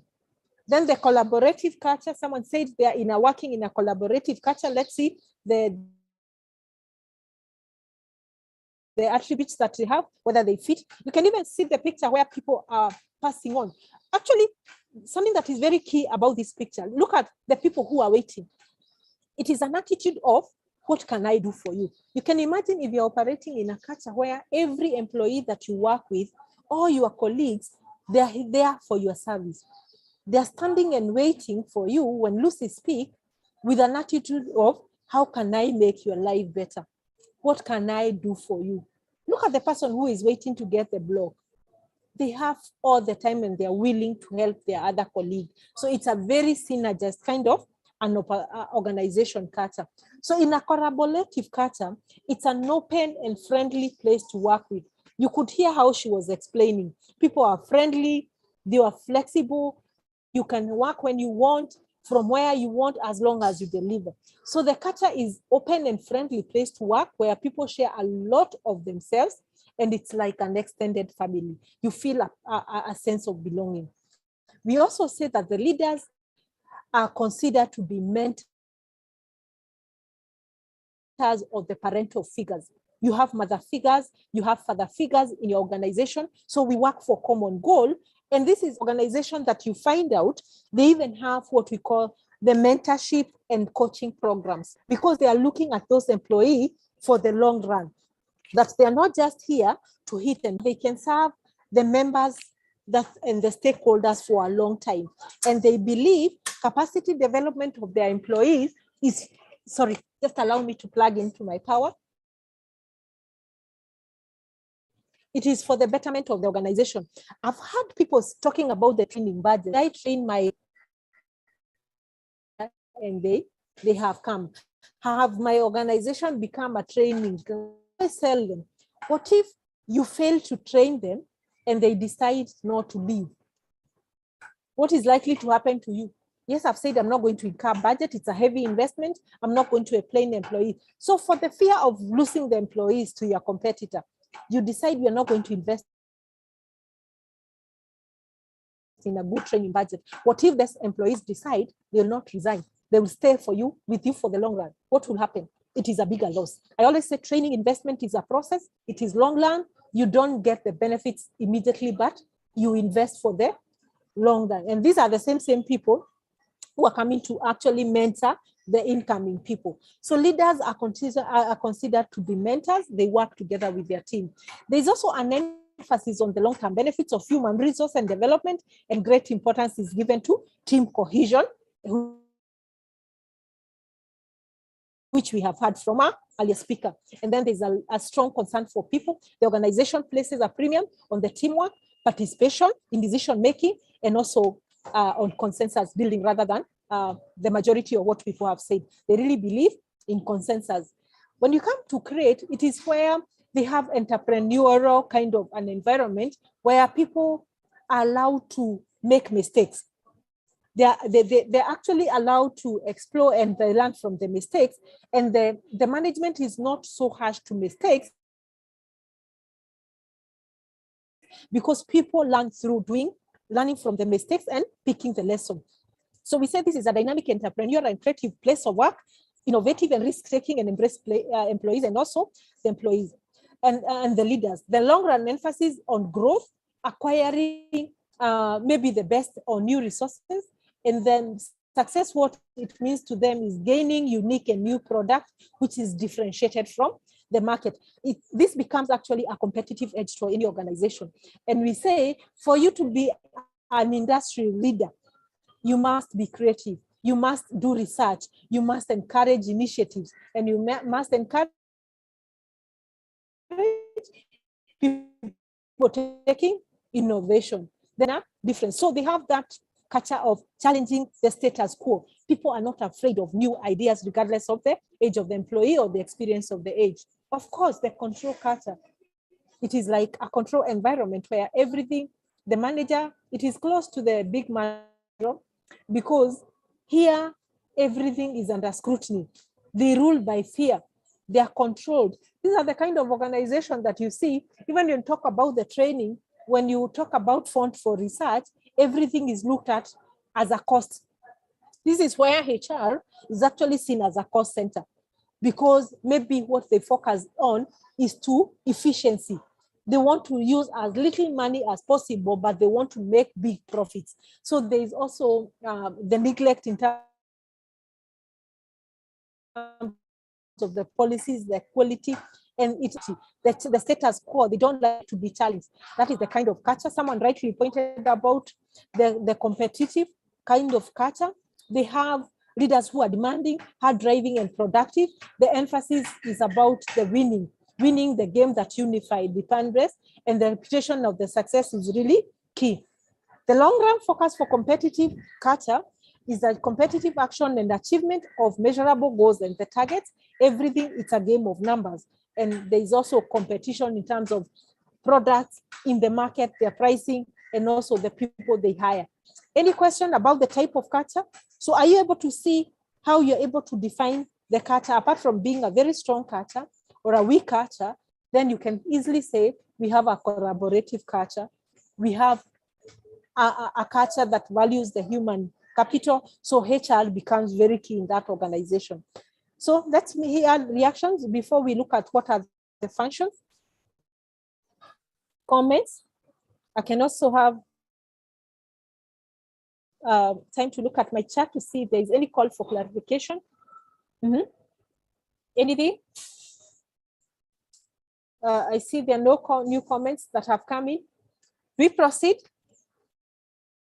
Let me hear confirmations where we can go on.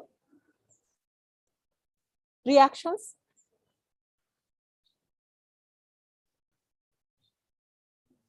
Yes, Victoria, thank you. And look forward to the bits of the culture change. Let's move so that we get there. So with that silence, I'll look at quickly just the functions of the organization culture. And we have just the various them to just sum them up. I'll look at them in about different perspectives. We say that culture provides a sense of identity. We talked about that. We said it provides a sense of unity, sense of belonging. We say it makes sense why we exist in an organization. And again, depending with the kind of culture that we have, it also serves as a control mechanism, as we have seen in different cultures. Then it is through culture that we are able to strengthen the vision, the mission, and the values of the organization. Why? They exist. Yes, that's just a confirmation for Ezekiel that I've seen coming in that we proceed. So those are the key functions of this culture. And we will look at 3 theories about the relationship between the organization culture and also the performance. And the first one we're going to look at is the strong culture perspective. Then we're going to look at the fit perspective, then the adaptive perspective. As the word suggests, a strong culture, we have looked what a strong culture is. It establishes grounds for the organization. And this culture, we say, a strong culture normally provides controls without oppressive effects of the bureaucracy. We understand the protocols and the bureaucracy can be very good in terms of following the processes and the procedures and the policy. However, when you establish a strong culture where people are given an opportunity to be heard, to be collaborative, they are consulted, we care about the human capital, then that kind of a strong culture, it provides, sorry,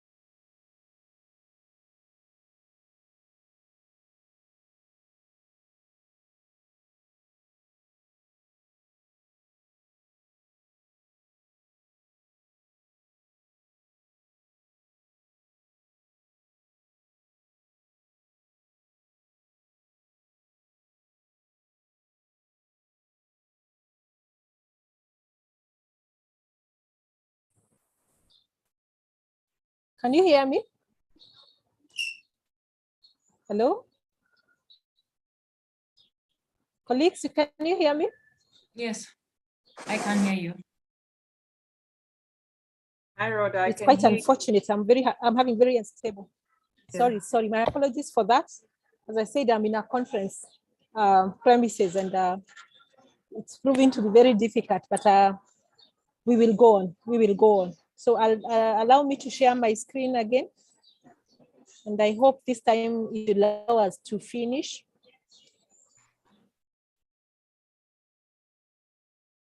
Quite unpredictable. Ooh.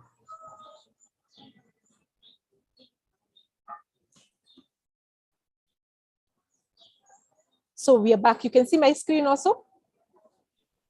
Yes. Put it on slideshow. Great. So we this is where we had reached. I hope so. Yes. Yes, growth. So let's start with the strong perspective, which I had just started before I was thrown out.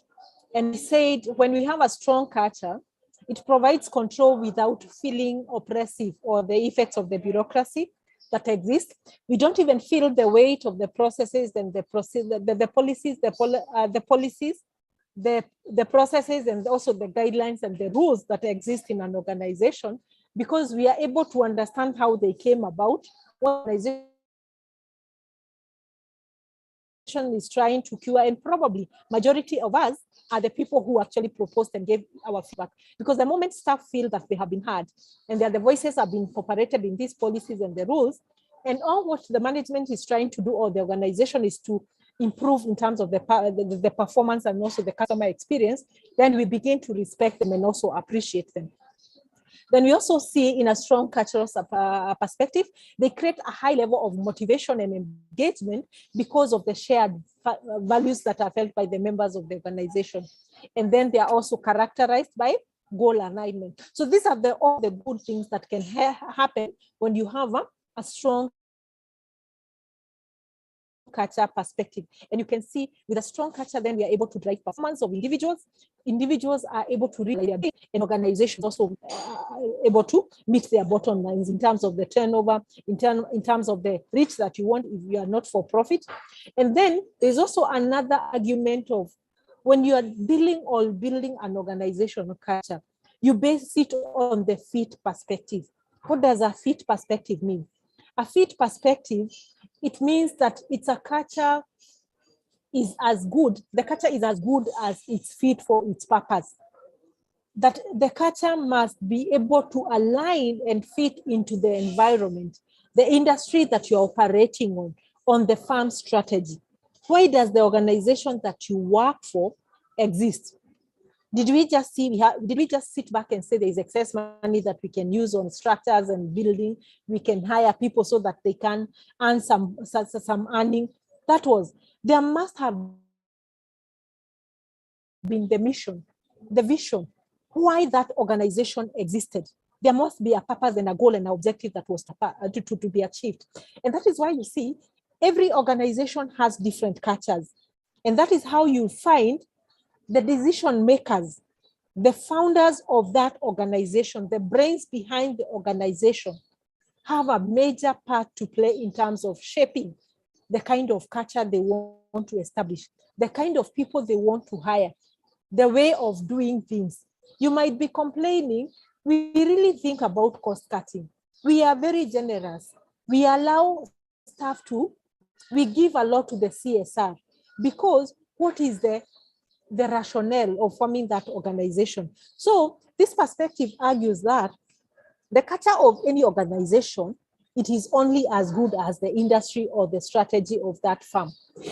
And that is why you see one of the other triggers of wanting to change the organization culture, it could be because of the change of the strategy of an organization. Why do we want to, every time we come up or we review our strategy or we drastically change the strategy, that means the culture has also to align to catch up with the strategy. Or we must provide a conducive working environment and a culture that can be able to support that strategy. And we say organizations are characterized or maybe they're influenced by some of the perspectives, like the societal expectation. in that organization that we are running, what is the expectation and where it exists in that environment? Do we have societal expectation on the organization? And that is why we do the CSR. Do we encourage people to give? Do we encourage people to treat people with respect? Then, how is your competitive landscape? The competitive environment that will exist will actually shape how you treat your customers, the product innovation, the quality, the courtesy of the employees to the customer service and the clients they are serving, the responsiveness in terms of the time, the issues of integrity, the competition environment will shape that, because some of the competitors can pick on something of ethical or integrity or the quality so that they are able to go beyond and to overtake your products. There's also, what are the needs of the people that you serve? Who are your customers? Who are your clients? Who are the people who gives demands? And we exist because of our customers. So how we serve our clientele and our customers actually determines how the culture of an organization. And you'll find like organizations that has mergers have taken on a new market. They have a different clientele that they have picked. You'll find they'll also align and change their culture to fit into that. That is the fit perspective. Then adoptive perspective. Adoptive perspective looks at whether it is the employees, whether they are managers, they should be able to adopt to the culture of an organization in such a way that when you hire a new employee, they must be onboarded and inducted into the organization so that they are able to learn. And you find for us to be adoptive, it takes on changing the needs of customers. So for an adaptive culture, in terms of the core value, you see that most managers or the leaders of this organization will care about the customers, they're adapting to their needs, they will care about the demands of the holder, they will care about the employees' needs, and they'll become responsive and adaptive to them. When you look at the common behavior of such an environment, the managers or the leaders will pay close attention to all their constituencies, where they're coming from, especially why they are there. They are there to serve the customers, and they are there and they are riding on the needs of the employees. But when you come to the flip side, for the culture which is refusing to be adaptive, it is normally reactive. And you'll see the managers are just self-centered. They just think about themselves, what our teams will gain, what is the product for shortcut. So the common behaviors in such cultures, you'll see the manager behave somewhat politically, bureaucratic. It is what fits them. It's not what fits the needs of the parties that they are serving. And quickly we look at the role. This is short. What is the role of employees in terms of the building of the culture? We agreed at the beginning that in an organization, employees are quite diverse. We'll have people from all manner of backgrounds. We'll have people coming to our organization who have different attitudes, mental frameworks. They have different way of looking at things, and they have different experiences.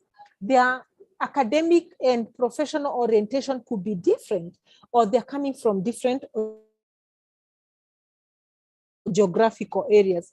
All these things needs to be harnessed so that we thrive on the diversity to achieve a common goal. Again, we are going to look at 3 organizations and see some of them we had looked at it. Organization A, this is where we have list both of the employees. They come to their work at their preferred time, at their own sweet time. There's no teamwork. Everybody pulls for themselves. They're just sitting there waiting for their payday. That's one of an organization. Organization B is where employees are very particular about the rules of the organization. They follow them, they respect them, and they follow them because they want. And when they are not working, actually, instead of going to spread rumors and to gossip and complain about who is not doing what. They like sitting in their desk and doing the assignment.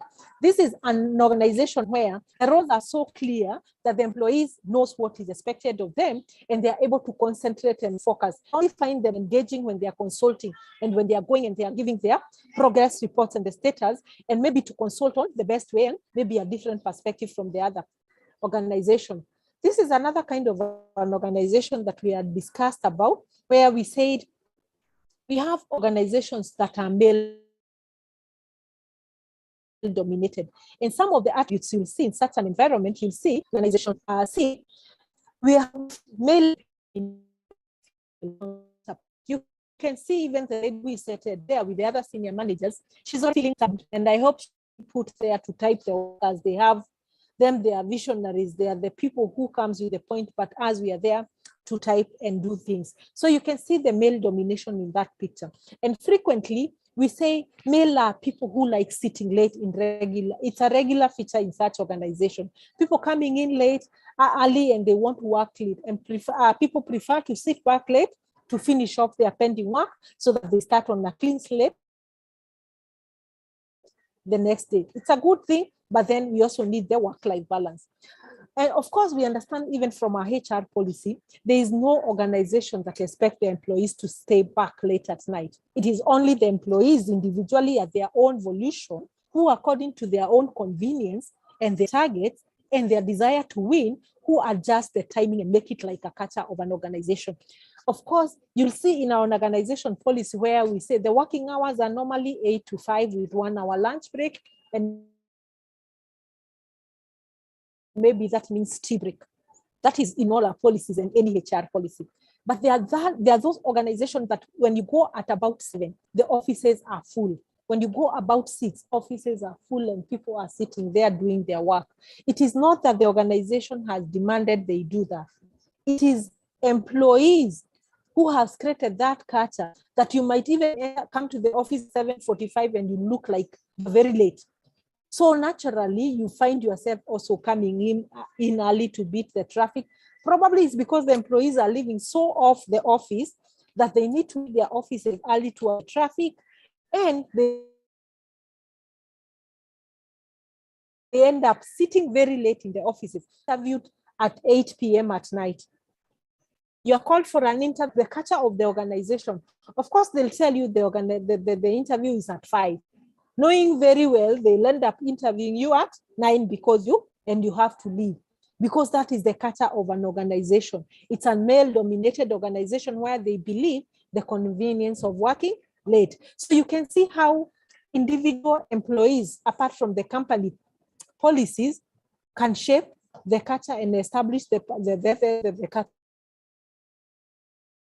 So from the 3 perspectives of what we can see, people have different styles of working. People are motivated by different things on how they work. And then the culture is also based on the assumptions that we make. So we see that the style of working and the behavior of the employees is what forms the culture of our workplace, regardless being done by the organization.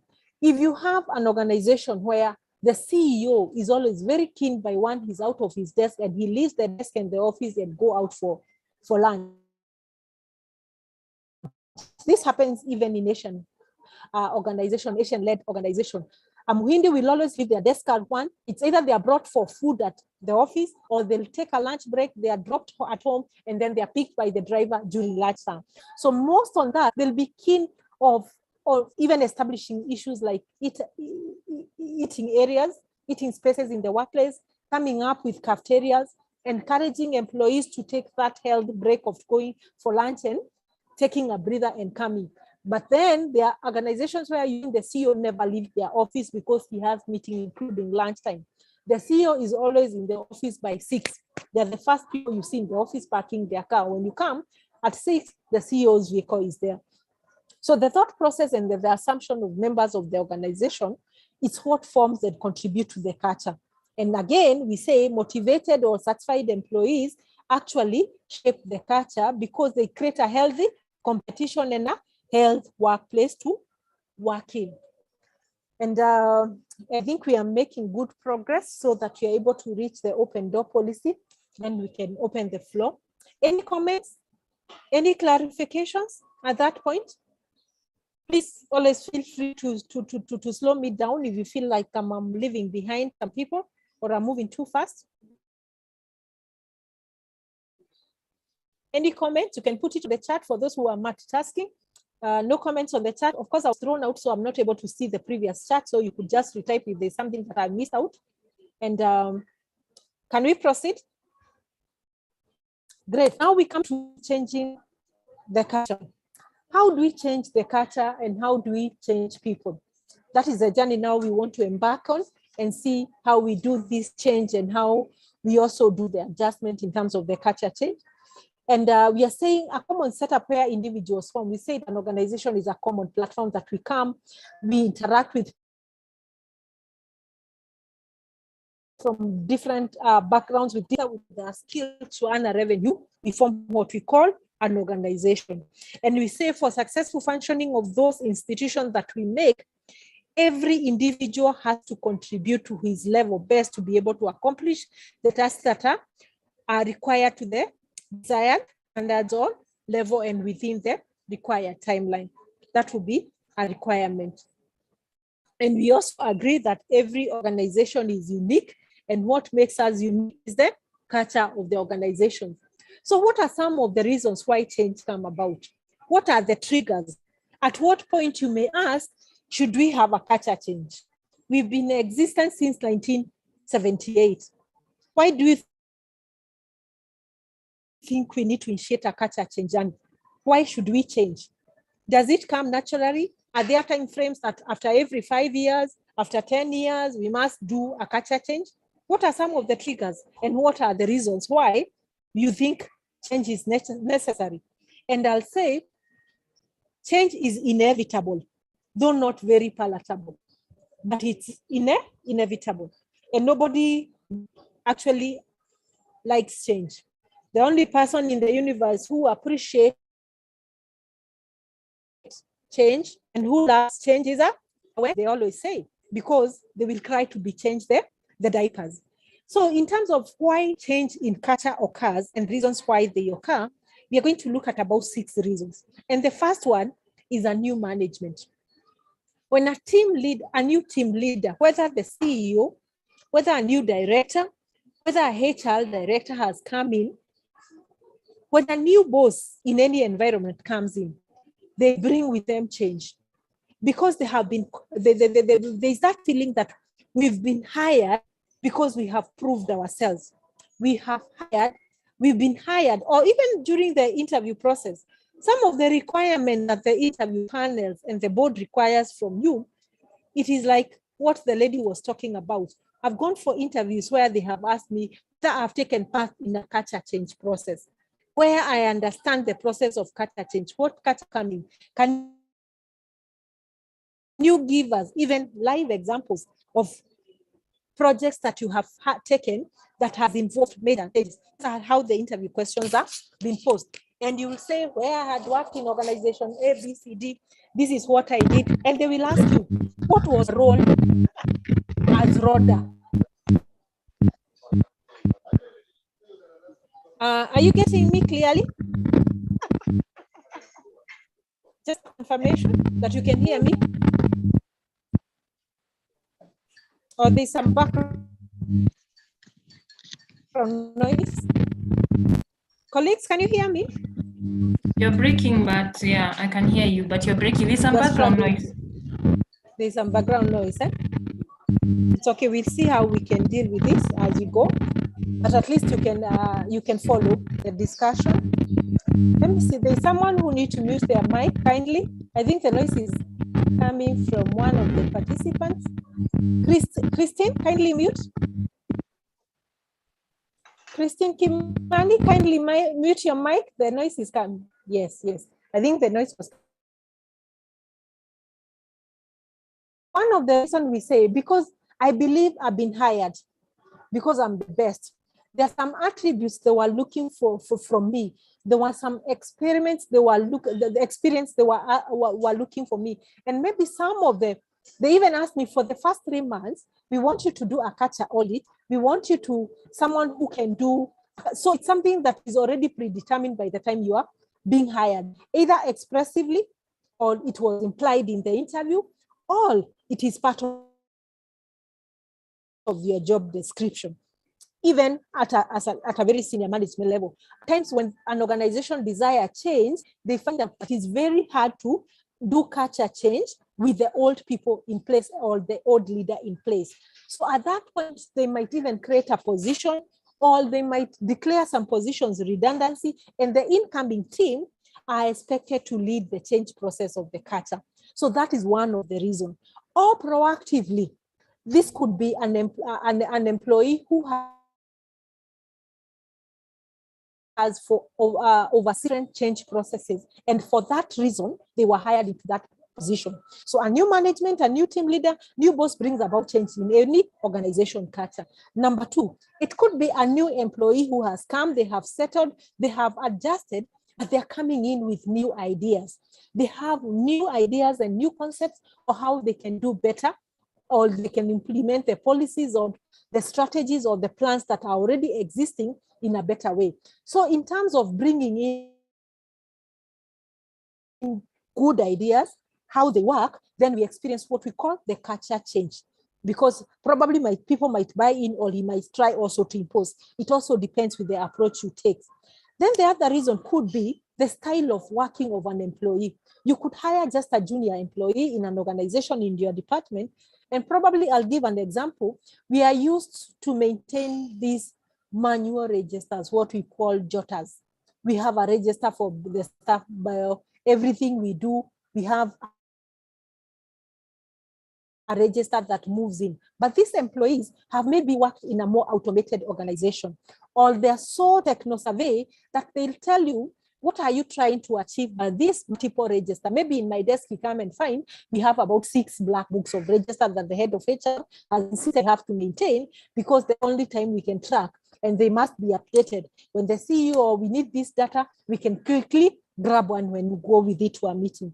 And they say, what about using some spreadsheets, some Excel, some very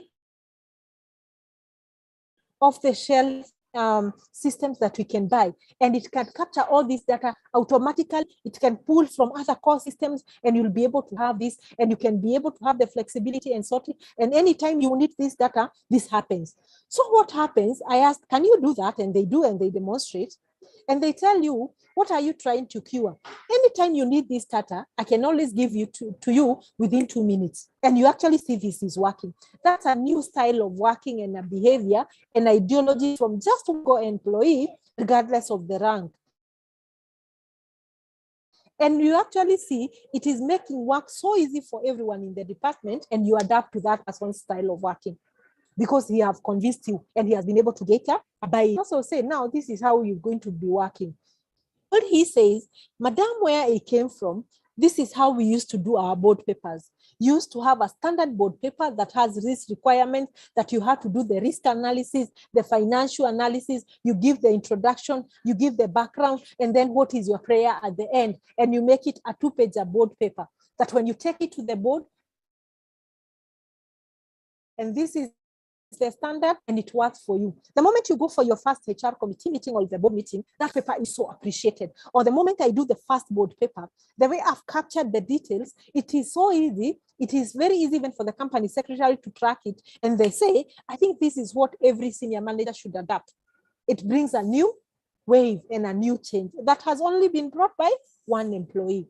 Then the other reasons that we have where this culture comes, it says, some of the reasons could be as broad as, what if an organization has undergone big financial losses? We have seen how many organizations, especially in the financial industry, have been hit by the COVID. People in the hotel industry, the hospitality industry, they have even people in training. The way the people used to do things, there is a paradigm shift. There is a whole culture change. How many of us could attend online courses for CPD? We always used to look for physical classes. But what happened with the close down? We could no longer get our CPD, ACHRP was no longer organizing meetings in Naivasha, Mombasa, and everywhere in Nairobi that we could physically go to Kenya Comfort and attend physical training. People had to quickly think and come up with ways of working on the move.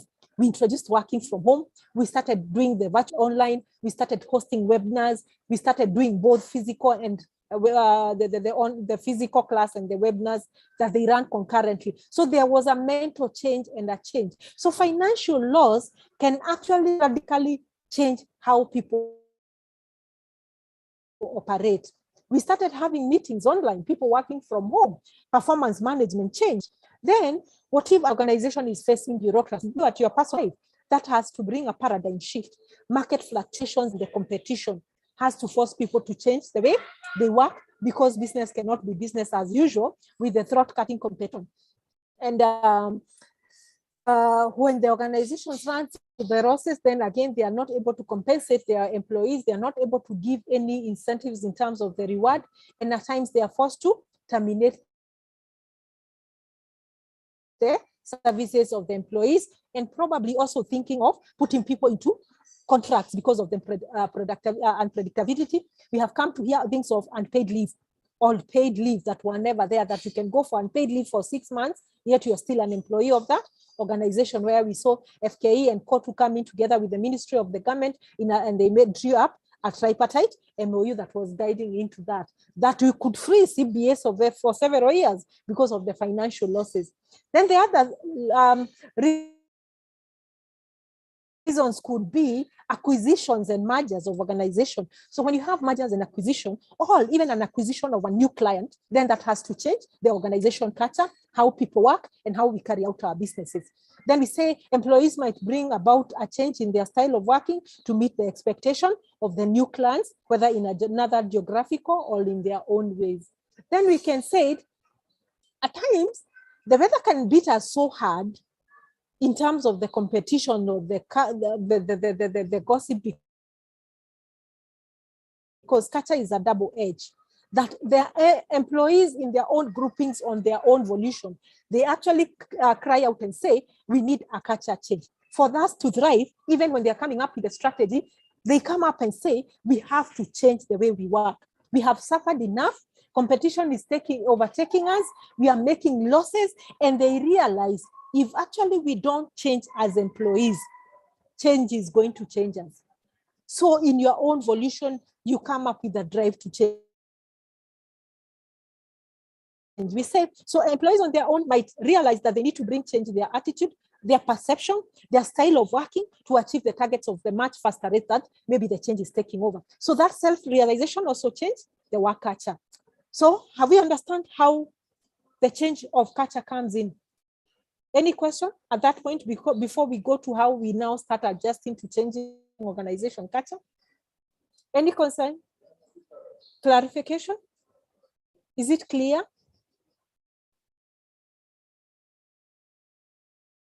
I want to hear whether we are following. I'm on my own. Let me hear from some of you. Comments? Hi, Rhoda. Hi. It is clear. It's clear. For me, at least, I'm following along. But I was just wondering. Yes. Because of the technical challenges we've frequently had this morning. Yes. And the fact that there's so much content. Will you be sharing the slides with us later? Yes, yes. Actually, for everyone, maybe I could have just review.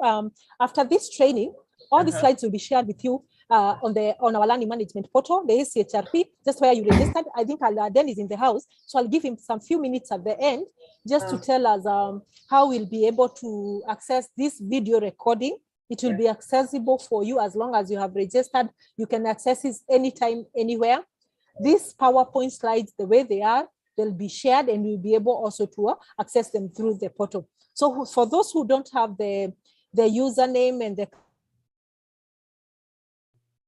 the user credentials for our learning management portal, I'll give them some 5 minutes at the end so that he can brief us and tell us how we can access all this, and also how we'll be able to access our certificate for this course, so that you can be able to ask for the CPDs. My apologies for the fluctuations of the internet. I think these are beyond my control. but I'm happy that you're following along. All this will be provided to you. Okay, thank you so much. Yeah, I know it's not your fault, but it's really good information that you're sharing, and it's a lot. Yeah. So losing some of it is well, yeah, I know. Yeah, we'd want to get all of it to the greatest extent possible. The slides I'm sharing, you'll get the way they are. Okay, thank you. Any other concern? That's Victoria. Thanks, Victoria, for that. And I think that was on behalf of everyone. Any other concern as we proceed? I'm seeing some comments on the chat. Video recording will be of great help. Yes, we will give following the learning. We will give that, then we'll take us through. Let me just, Susan, can you describe the process of assessing the organization culture? Ezekiel, it's clear. Yes, it's clear. Maybe just to describe the process, if this comes in an interview or in that process, at times what we normally do, I've seen a lot of organizations looking for consultancies. I'm happy to hear that I also have my fellow consultants here who could also be engaged in terms of the culture change program. I know this is a process that is not a one-day process. It's a process that can even run for about 6 months. The last time, even me as a consultant, when I'm in my workplace, what I've seen working for me is this, to hire a culture change expert. And then again, as much as you're bringing a consultant on board, you also need to know what they're expected to know. And you become the project manager of that, because there's a lot of assessment of the audit. There's a lot of follow-up and monitoring. There's also the matrices that you come in and you have to implement. So maybe just to give a one case of what we have done in an institution, the first step of accessing a culture audit, because you never know at what point. We have seen various figures where you can do a culture audit. First thing that we do, it's a baseline survey, because as you come to learn how the CEO or the board that is driving the culture change perceive the current state of affairs of the culture, it is totally different from maybe the line managers who supervise employees on an everyday. The same way that it is different from the line managers, you'll also find that the general employees at the shop floor, how they perceive the organization and the status of the culture change is totally different from the senior management.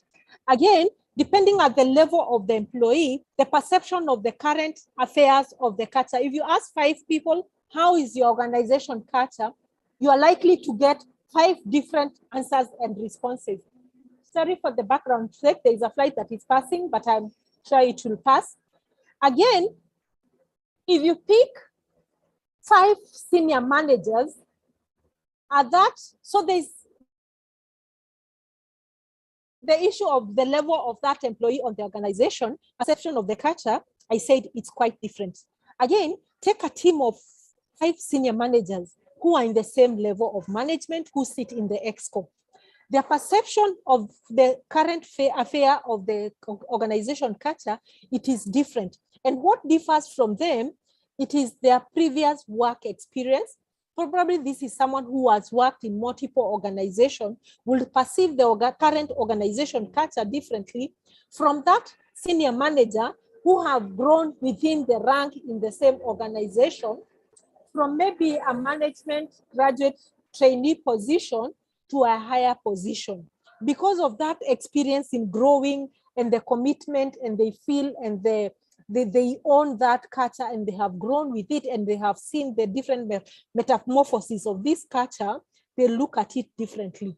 Again, that senior manager who have stayed for a short stint in that organization, probably they are still at the adjustment stage. They are still reviewing their expectations, their mental framework, their beliefs, and their attitude differs, though we are sitting in the same.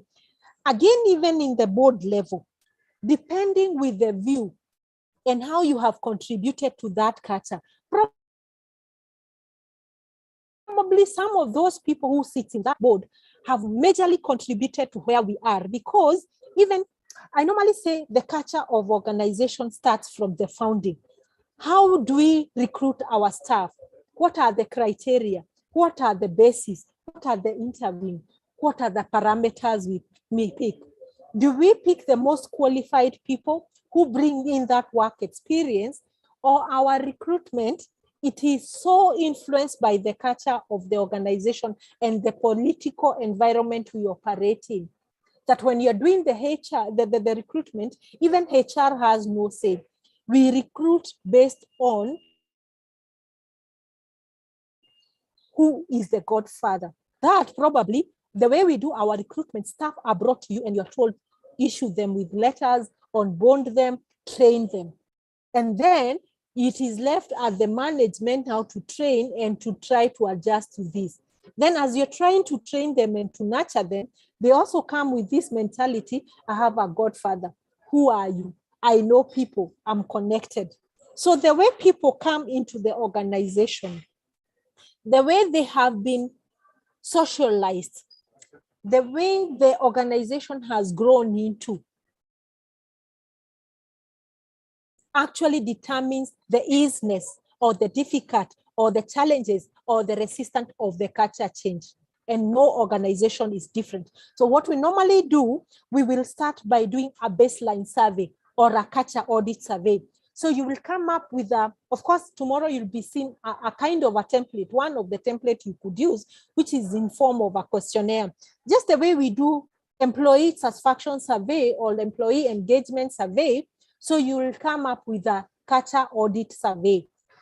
And the results of that, after you sit and you analyze, and this is normally done confidentially. You don't tell people to put their names.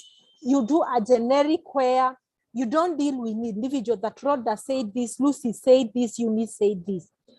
It is anonymous survey. And you try to, but you tell people to tell us maybe what level of the grade, what department, what region, because they believe in the system. Maybe people perceive the culture to be very different because they have a difficult boss, not because the organization, it is like that. So one department feedback may be different from the other. Maybe I feel disgruntled. I've worked for this organization for the last 18 years without a promotion. My motivation, my engagement is different. So that once you come up with that comprehensive, and whether you are hiring a consultant or you, because you know where the shoe is paining, you need to know and control what the consultants tell you in terms of that questionnaire. It is the management who approve that tool. And if there's something that you need to drill in and understand, because you are the one who is taking the initiative, you need to have that knowledge. So once we come up with that tool that we are going to administer, then you administer, you give time for people to respond. This could be in form of questionnaires. In fact, questionnaires and surveys is the best. Nowadays, you can administer them online, and then you give an email address to probably an outsider, the consultants who is doing that, so that they have the assurance, what if Rhoda gets that, she can, maybe through the IT, she'll be able to track who responded to that. So even this consultant with them, give them assurance, this is all actually coming to the consultant that will not be shared, and they'll just do in terms of a group report. After you do that, you can also come up with focus group. This is now we are at, once you analyze that, you do the first report of what the status, that from our baseline survey, this is what we have gathered from the people. People feel that promotions are done in a discriminative way. You must have a godfather. Even training, the way they are dished, you will even hear that the HR has a girlfriend and they're given on how all those information will come in. And they'll say the way we do our recruitment, it is based on nepotism, who knows who, all that information will come in.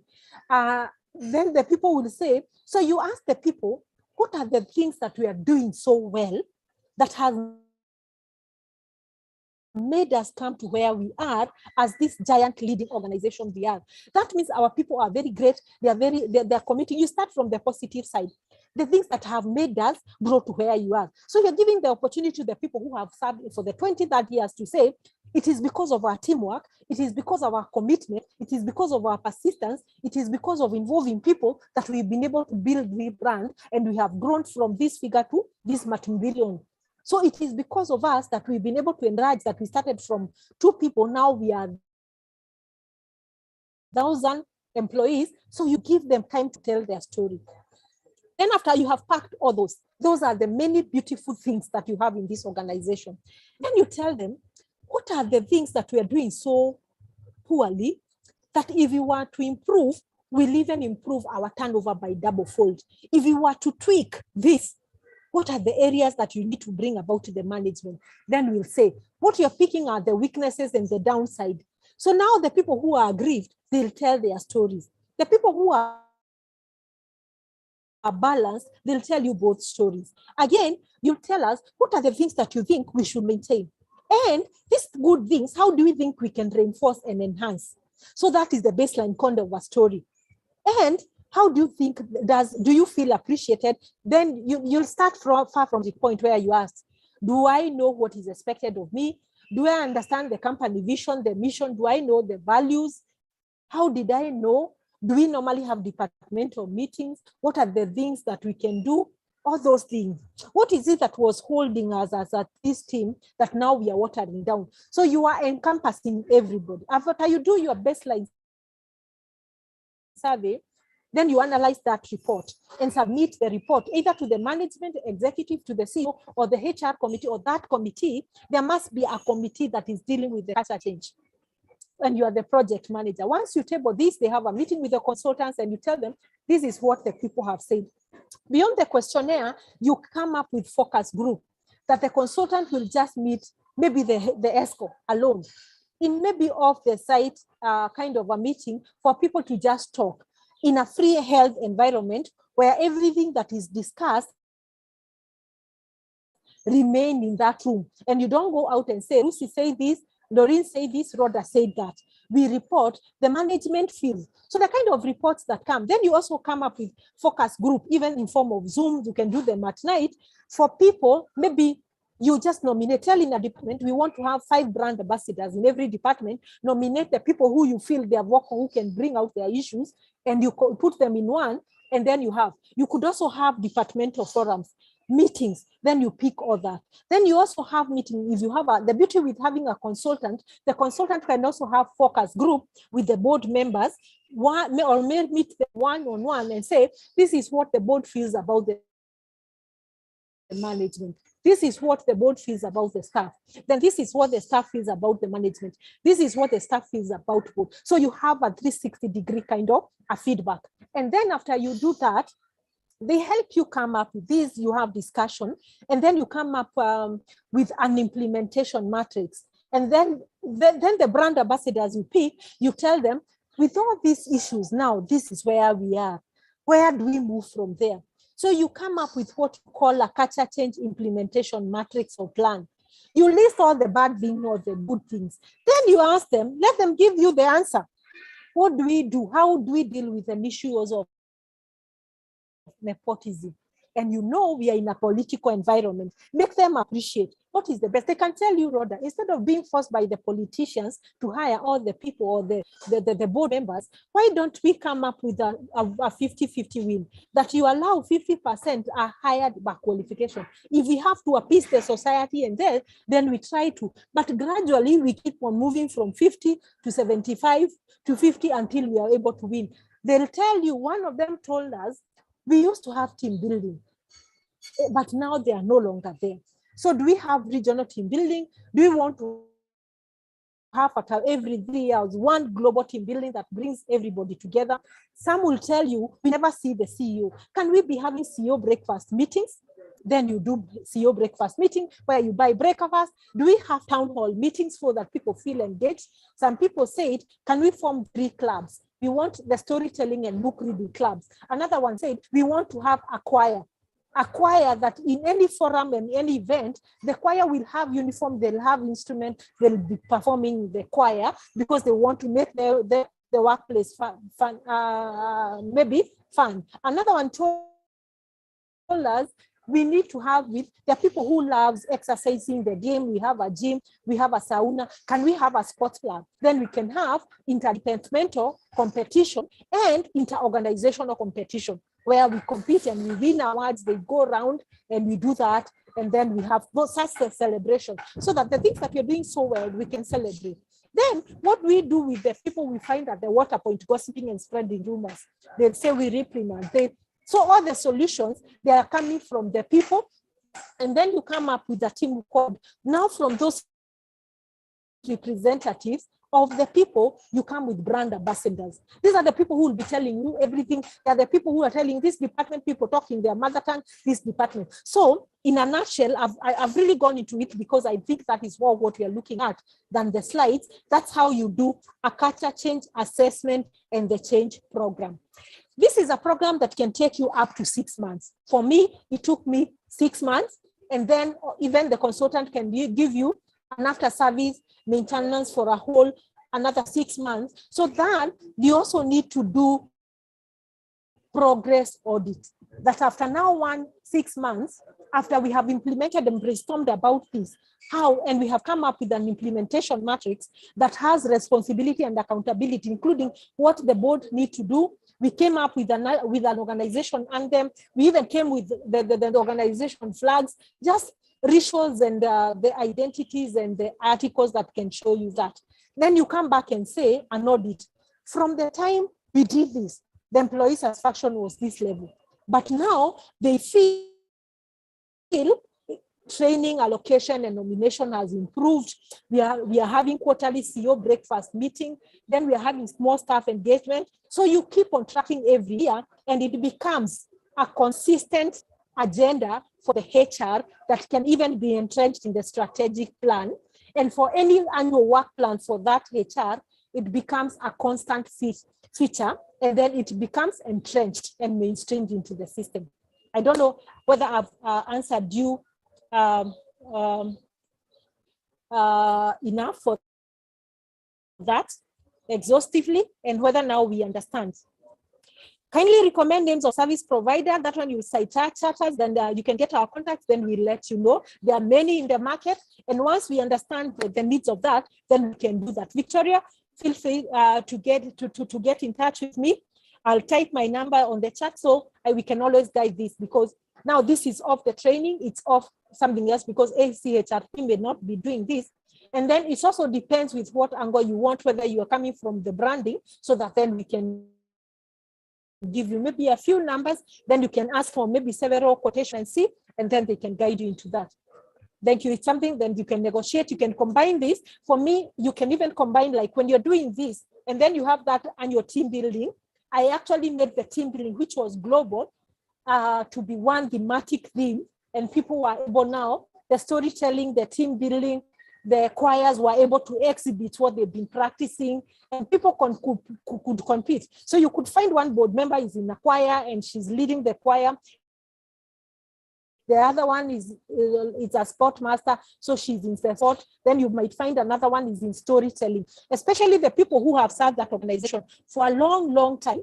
They really like the storytelling, because they'll say, you have come to this institution when you're in a math story building of its own standard, that you have all this. When we came to this organization, we were sitting on the corridor with cockroaches. So they feel hard, and they'll tell you story. We were only 5 staff. We didn't even have tea. You used to send one of us with the thermos and they go. So you give them time to air, and they feel a sense of belonging and ownership. And then the people who are in the innovation, what awards can you give them? They'll even propose for you what kind of awards, but then it requires money, and also you have to evaluate whether you come up. Then that becomes now a budget in the HR on how you're going to be financing, because it's an investment. At times you have competition out of town, and people need to go and participate in that and bring the trophy back home. But there's that. But you can imagine the people who are going for sport, there are people from finance, audit, HR, from different departments. It brings people together, and people are able to build synergy. I hope that is exhaustive, and now we understand. Let me get a confirmation from the person who had asked about that. Victoria? Not Victoria, who had brought about that question. That was Susan. Susan? You are now home and dry?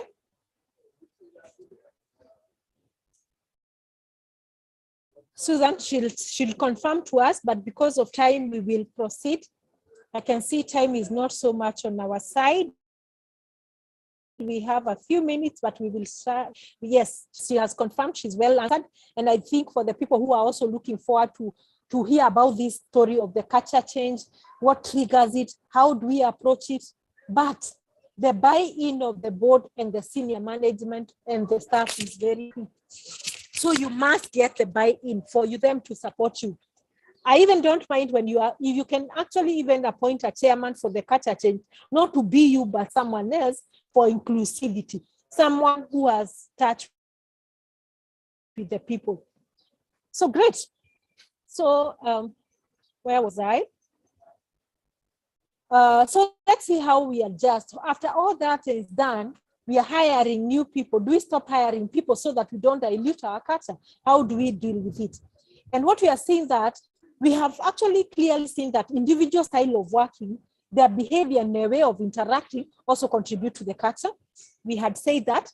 Then we also say for any new employee, whether new hire coming to an organization, they need time to cope up with the new culture. They need to adjust, so give them time. So you can see like the young boy here, he's new in an organization, he's finding people who are veteran, who are easy, he's still looking for his way around, he's just come from induction. So we say Rome was not built in a day, and there is need for a lot of patience. We say culture change is a process. It's not a one-time thing. It is a long journey that can even take you 5 years to change. So we need to be patient. So even in terms of the people's performance and the way they are aligning and accepting and taking change and finding their ground and footing, they need change. So we should be able to give people time because habits are not easy to change. And then we say employees must spend some time to understand the new culture. Again, if you're hired as a new manager, don't go into an old culture and try to change things that you have reported. And now I want to do a culture change audit immediately. Do this to find out. Take your sweet time, learn what people are doing, learn people's behavior, try to understand what are the historical elements of this. How are they grown? If culture has been grown for a whole 70 years of the existence of the organization, what makes you think within a 1 year you'll come and change? So you need to be slow. Again, when you're coming and dealing with the issue of the culture change, we need to have an open mind. We need to be flexible so that if things are not going our way, we need to learn to take feedback, to take different people's opinion with grace and within our strides. And we should always try as much as possible. I know it's not easy to look at the positive side of the story, the silver lining. Then you tell people you want to build on the strength. If you have been able to bring this brand to this level, then we are only building. We are just tweaking. We are not coming to change. Actually, for me, I avoid calling it culture change program. I call it culture enhancement program. Because what is it that you want to change? People will tell you, this is how we've been doing it all 3 years. This is what we've been dealing with it. And people must be very ready to talk and to give candid back. So you must be able to create an environment where people feel free to give feedback, because you might come up with a survey and people don't respond. They keep quiet. You don't get feedback and you get stuck. You call for a meeting and nobody is speaking. I've had occasions where CEO has to call for a meeting. We call for a meeting, and probably because of the previous, people start talking and you think, hey, yeah, people are very vocal. People are really talking about things that they should not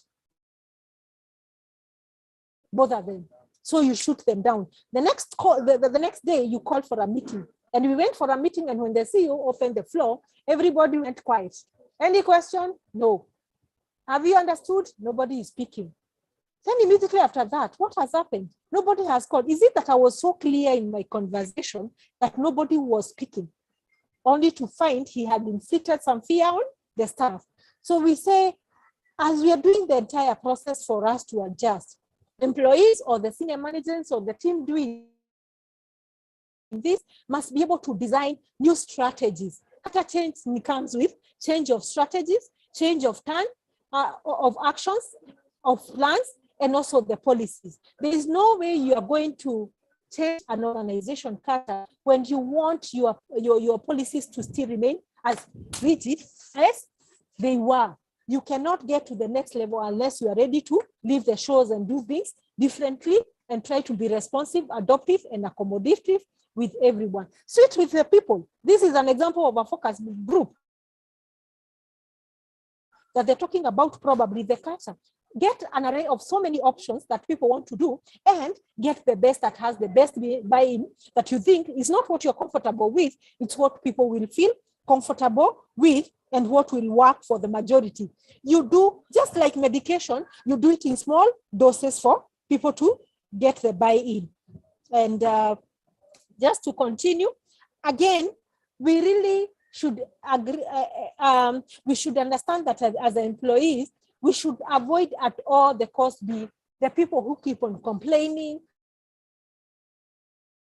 whining about everything. We always say, be the change that you want in the world.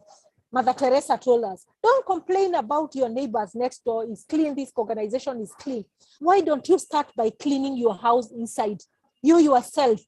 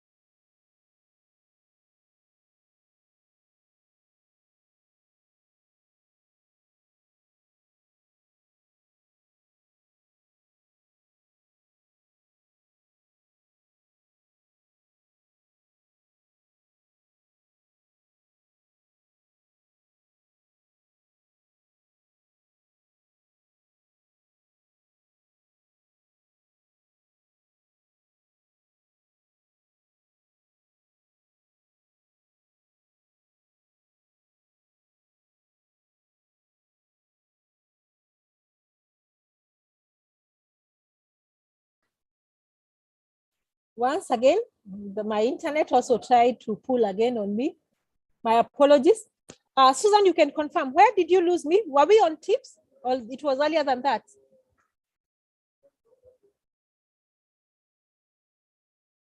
Hello?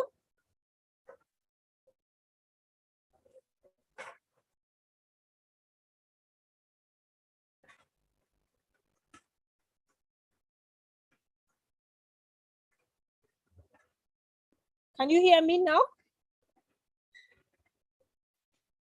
Oh, from Mother Teresa. Good. Thank you, Terry, for that. So you are, I think I realized by the time you're losing me, I was giving an example of, allow me to share my screen again.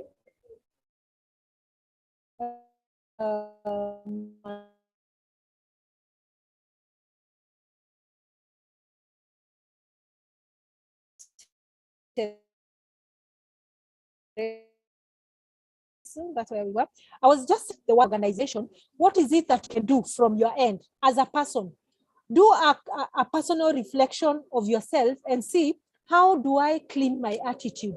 How can I clean my belief? How can I clean what I think about myself? So that you start making changes, you as an individual. Once you're done with your individual, then how you show out to the world, it will be better.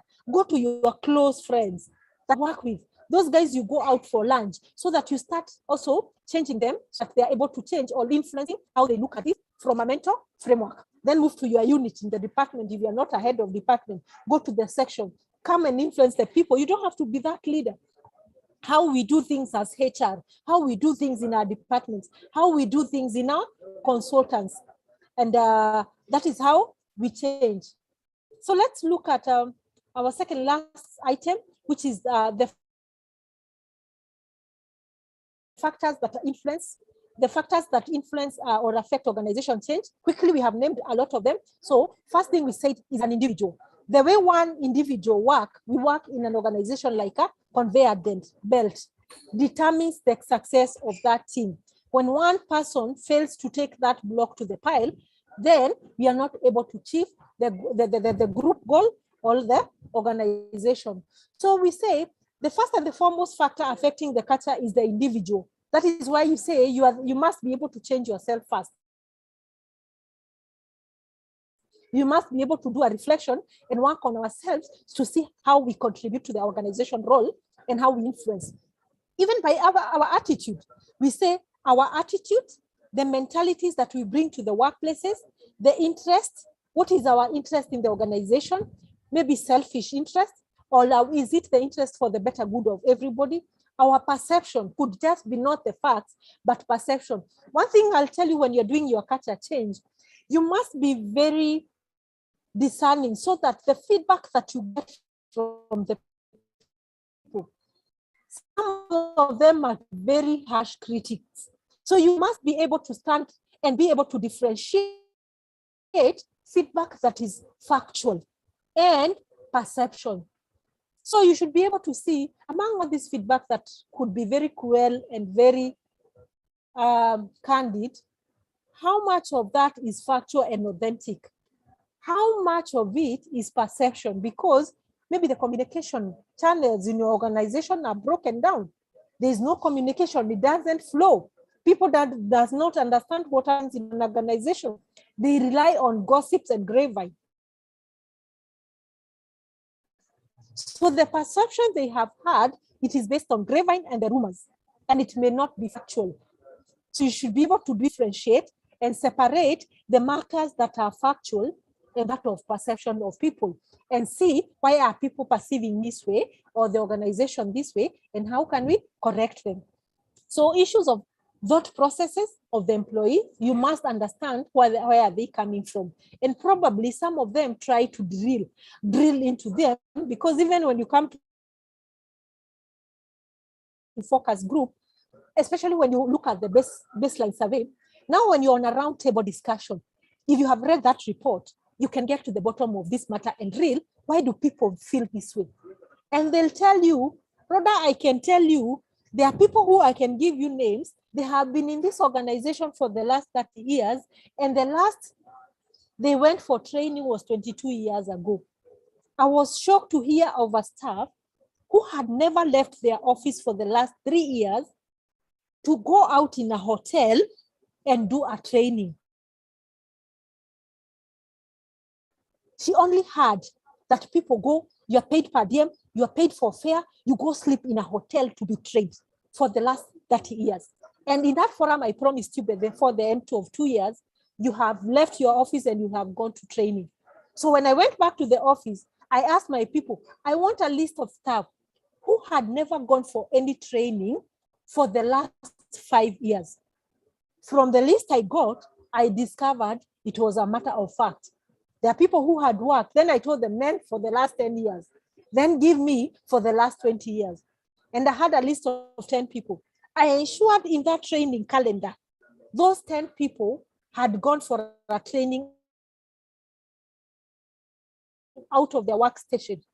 And you realize those are very junior staff. So when you talk about their per diem, they live and tell me, Rhoda, don't pay me in a hotel. I give them option. Do I pay you for the hotel or do I pay you the per diem?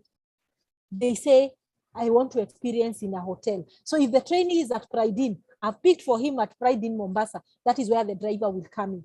If they decide that they want to be paid and pay from their pocket because they want to save, that is what I did for them. Because that is what I give to the other.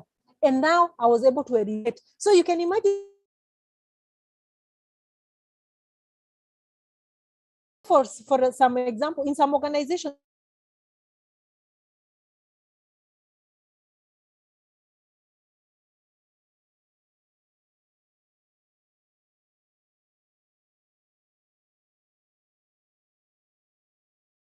we have explained working late and also the stereotype. The sex of employee also affects the employee's culture. Organization where employees dominate their female counterparts follow a culture where late sitting is there. Normal, a common feature in the organization. And we say male employees are more aggressive than the female, who instead would be caring and soft-hearted in terms of the work they do. Then the nature of environment. The environment you work in, I think I explained that it affects the culture of the organization. Again, I talked about the goals and objectives. What is the main goal of the organization? People from government will always tell us, rather we work in a political environment. Everything is political. I work in the National Assembly. Yesterday, I was dealing with a participant from the Senate. How do you remain professional? But what environment are you working in? If you're working with members of the National Assembly, these are legislators. How do they come to that office? Because those are your leaders. They are representative of the people. Why are they there? They have their constituencies who have sent them to those positions. Their main objective and their goal is to represent their constituencies. So you can understand that kind of environment. It is likely that be politically polluted and volatile. So we just need to find our grounding, understand, adjust, because if this is how they've been performing for the last 20, 50 years, what is it that will change? The change can only be gradual and depending who are the office holders. So don't listen to someone who will Safaricom, who tells you, I make all the decision. You can also land in an organization where the head direct or the director makes all the hiring decisions, autonomy to make the decision. Then you land in an organization that pays you better, but the environment and the goals and the objectives are totally different. Seek to understand the strategy. Seek to understand the purpose of their existence. Seek to understand the objectives and the goal, and try to align and just to that. Again, your client, when you have a change of client, their needs and demands are different. When they are different, you have to adjust your culture and your employee to fit the needs of the culture, because those clients are the ones who are paying their salaries. They're the ones who are paying the bill. So what the employees does, it must be responsive to the needs of your client. And finally, where I aspire to live, it's on open door policy. And for us, a majority of us say, what is open door policy? And I'll pose a question. Is your open door policy actually open? Is it the leaving the CEOs or the managing directors' doors open for every Tom, Dick, and Harry to come in and take a cup of tea and talk, including the relatives and the people who are passing by the office to come in? What is your understanding of open door policy? And you say you may have an open door policy, but the moment someone comes into your office, by your body language itself, the way you look at them, they'll just say, probably you're busy, I could come in a lot of time, another time. So look at that pictures. Someone yesterday told me that's a picture of someone, that is of someone said that is the CEO's PA. That is the CEO's secretary right there. But we have an open door policy. So you can see the managing director and the CEOs there. So the door is open. I want comments from you. Is that an open door policy? And what do you pick from there? Sorry, you didn't remind me to do the screen.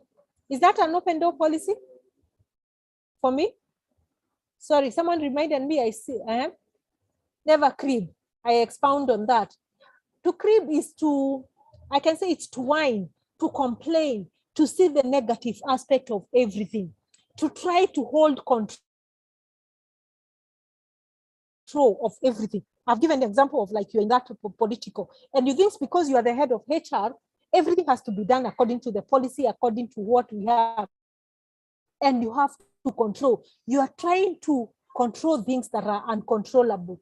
So to do sap energy and emotions out of you, and might be the one who will end up quitting because of frustration when you're trying to change a culture, that the culture you get so much resistant that the people themselves can even throw you out. To crib, it is to keep on complaining and seeing everything. It is the other person and never taking responsibility and accountability. You always see it is the responsibility of what, it is the responsibility of the other person. It is the senior management. It is the board. It is the staff. It is this all staff who don't want to be measured. It is this staff who feel like they are fossils in that organization. So that is what we call cribbing. Everything is on the negative, or you want to control the uncontrollable. If things are beyond your control, don't waste your energy. You better invest your energy where you're going to have a bit of better feedback. Be the change you want to be. That is where I was. That was actually, that was a previous comment. I think that's okay. So I was looking for comments about the open door policy. Do you think that's an open door policy? And how do we say that we have an open door policy yet we don't have an open door policy? Allow me to just read the 2 slides and I'll open the floor for any contribution before we come to a close. So according to the open door policy, just a minute. I don't mind not be thrown out. According to the open door policy, those of officers or the superiors mostly, of course, we don't expect the junior people to have an open door policy. Of course, we have seen some organizations trying to break the barriers by having open office kind of a setting rather than the old setup that everybody had to have their enclosed office with a door that with their names on it for the seniors. But people now are just adopting what we call an open kind of an office layout to just emphasize on this. So we say, according to the open door policy, those of offices, especially of superiors or management, including that of the CEO or the chairman, must remain open for the employees to have an easy access in cases of queries or any clarification.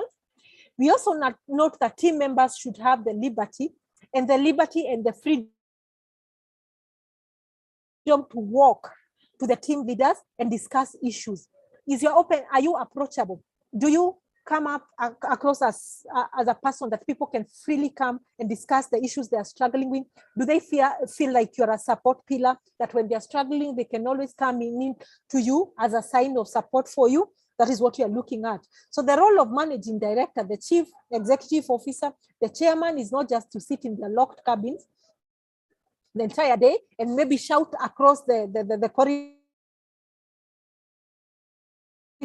for the staff. Instead, they should act as that pillar, that strong pillar for employees where they can run to look for support. And maybe finally, the main benefits of having an open door policy, or the benefits or the importance of an open door policy that we are going to look at are just a few. And we look at them. There are about 7 of them.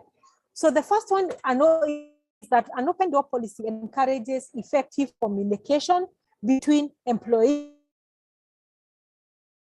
themselves when they have an open layout, and also the management, so that we don't have a big gap between the management and the staff. The management are able to come to the shop floors. They are likely to come to the what we call the town hall meetings and engage in a conducive and a healthy environment without judging the employees. Number 2, the employees do not feel left out on the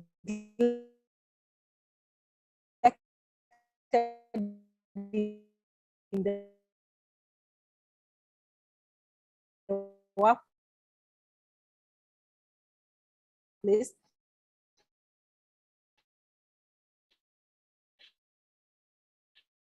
Because they know there's someone to subtly to influence. And then when we have a good open door policy, there is no room for confusion. We remove the grapevine, and when employees, they feel engaged. They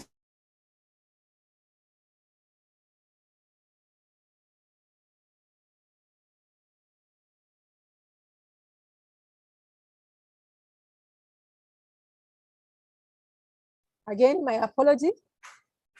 This is the meeting place for me.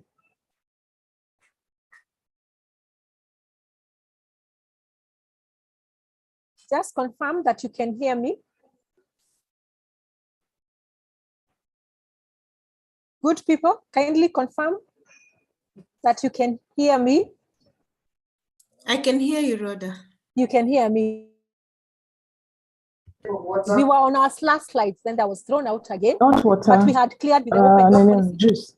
Yeah, but okay. Oh, mixed and more cold. Victoria, kindly, we are together. Oops, I'm sorry. Yes, I'm so sorry. Sorry. Yeah. No, that's okay. So we were through with before you lost me, we had done the open door policy. We were just looking at the advantages. Is that right? I want to know at what point you lost me. Were we on this screen? Yes, we are on the 3rd point, open door policy encourages healthy discussion. Perfect. I think I realized in good time. So we are saying it encourages health discussion at the workplace. Individuals exchange ideas and come with innovation and creativity because they don't shy away and they know they're not going to be judged harshly. Then the other point and the other advantage that the employees are free to discuss their ideas with their superiors, and they gain from the talent pool and the mentorship of both the senior managers, and among themselves they can do coaching and mentorship. Of course, the opposite of what we call the open door policy is what we call the HITRA approach. It is the big man syndrome, it's my way. And we say this does not work in the current scenario because people are empowered, people, they know they are right. We are at the age of the information age and people know their rights, including their legal rights if you treat them badly. So the management must respect the decision of the employee and they invest for them to be able to expect the same to be given in turn from the employees. And finally, I'm trying to do the F5. It's okay, this is the last slide. The management must make the employees feel indispensable. They must give them a sense and a feeling of ownership that they belong, a sense of belonging to the organization. The organization belongs to everybody and they should lead with a sympathetic, or they should be empathetic to whatever they are required to do and whatever they are doing with their employees. And I think, just a minute. I think that will be where I want to stop for today. Then from tomorrow, we pick from the issue of communication in organization. Of course, it's closely linked to open door policy. We will see how communication, because I told you when you do the culture change audit, they could be actual things or they could be perception, especially when communication is not working. When the communication structures are not serving the people as a breakdown, you're likely to get a lot of feedback from the issue of how people perceive things, not the way things actually are, but because you have given them a lot of room for confusion, second guessing, rumors and gossip. So a lot of perception, depending with the interest, is created. So we will see how communication, I know then will guide us of school, take us through tomorrow, communication in the organization structure. Then we'll also see what are the setbacks, because we have seen how it drives performance. And then we'll also pick the other part of, and then we look at part of the survey that can be used. That is just a generic survey, but it can always be modified to be put to be fit for the organization. So from me, I see it's already 11:30, 47, actually, to be precise. And I want to give maybe room 2 minutes for people who may have a point of clarification, any question before I give. Then we'll take just 5 minutes of your time today, or maybe if he's not there tomorrow, to just support us how you're going to get these slides, your certificates, and how you can interact with the learning management system of ICHRP. Let's take comments from the floor. Any comments? That's all from me. Any comments? Clarifications?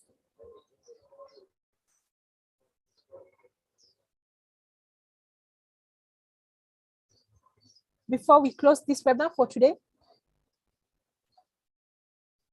Any question, clarity, or we are good? Let me get confirmation whether we are together, we have understood. Yes, we are good. Hi, Rhoda. Hi, how are you, Victoria? Good, good. I had asked a question. Yes. About identifying, or what criteria one should use when identifying the person who should chair the culture change team. You had mentioned that it would be great to have a non-HR person for inclusivity. Yes. To chair that panel or that team. So in my mind, I was thinking, does that have to be a person who's in seniority, or what criteria should I use then in identifying who the right chair should be? Okay, that's a good question. the culture change is the driving force.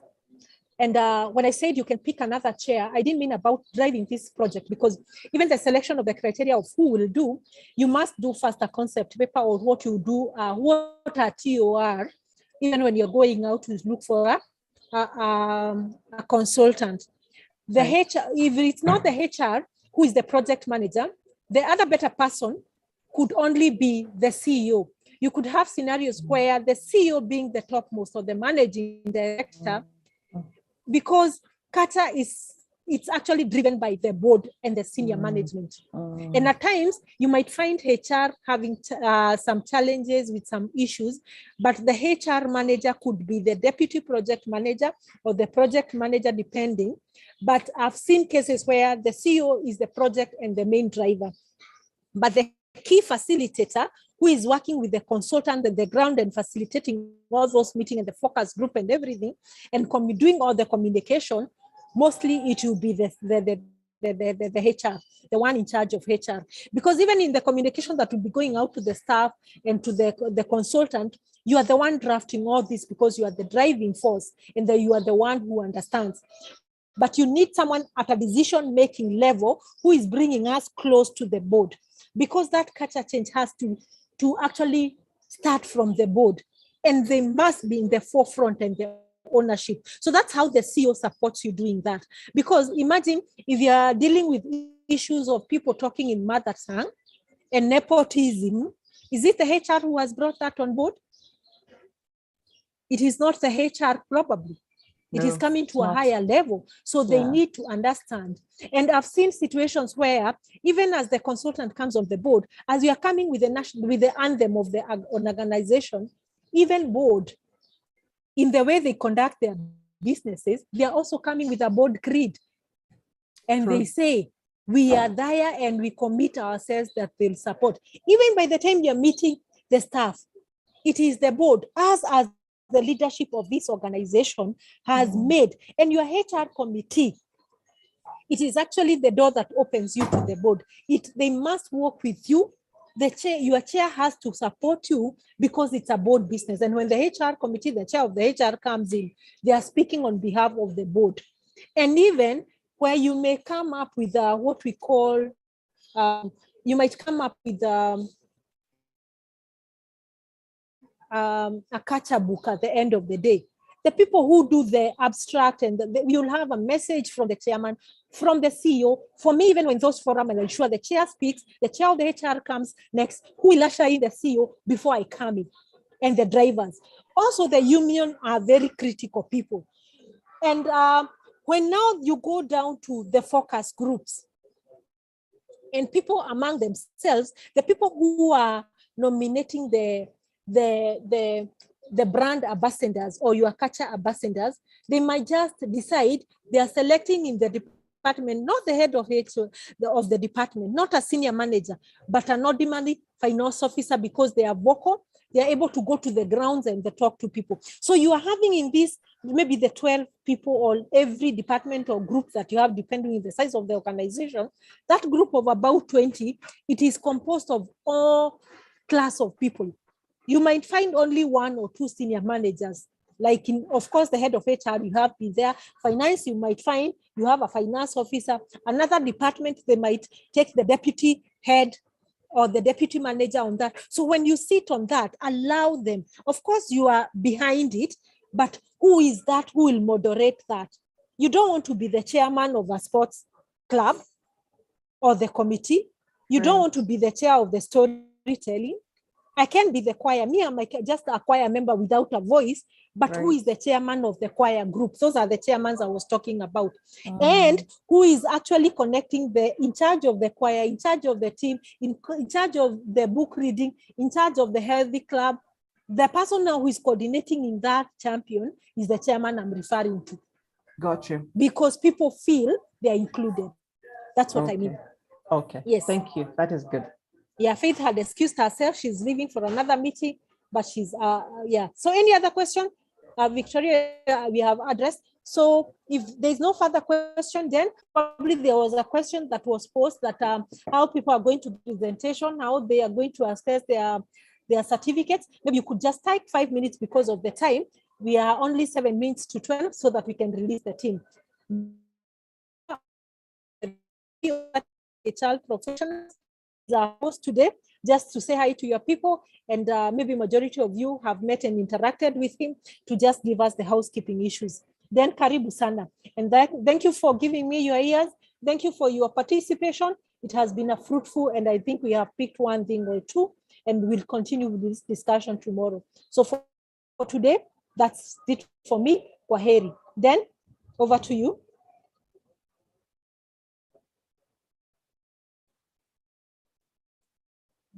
Dan, are you able to do that?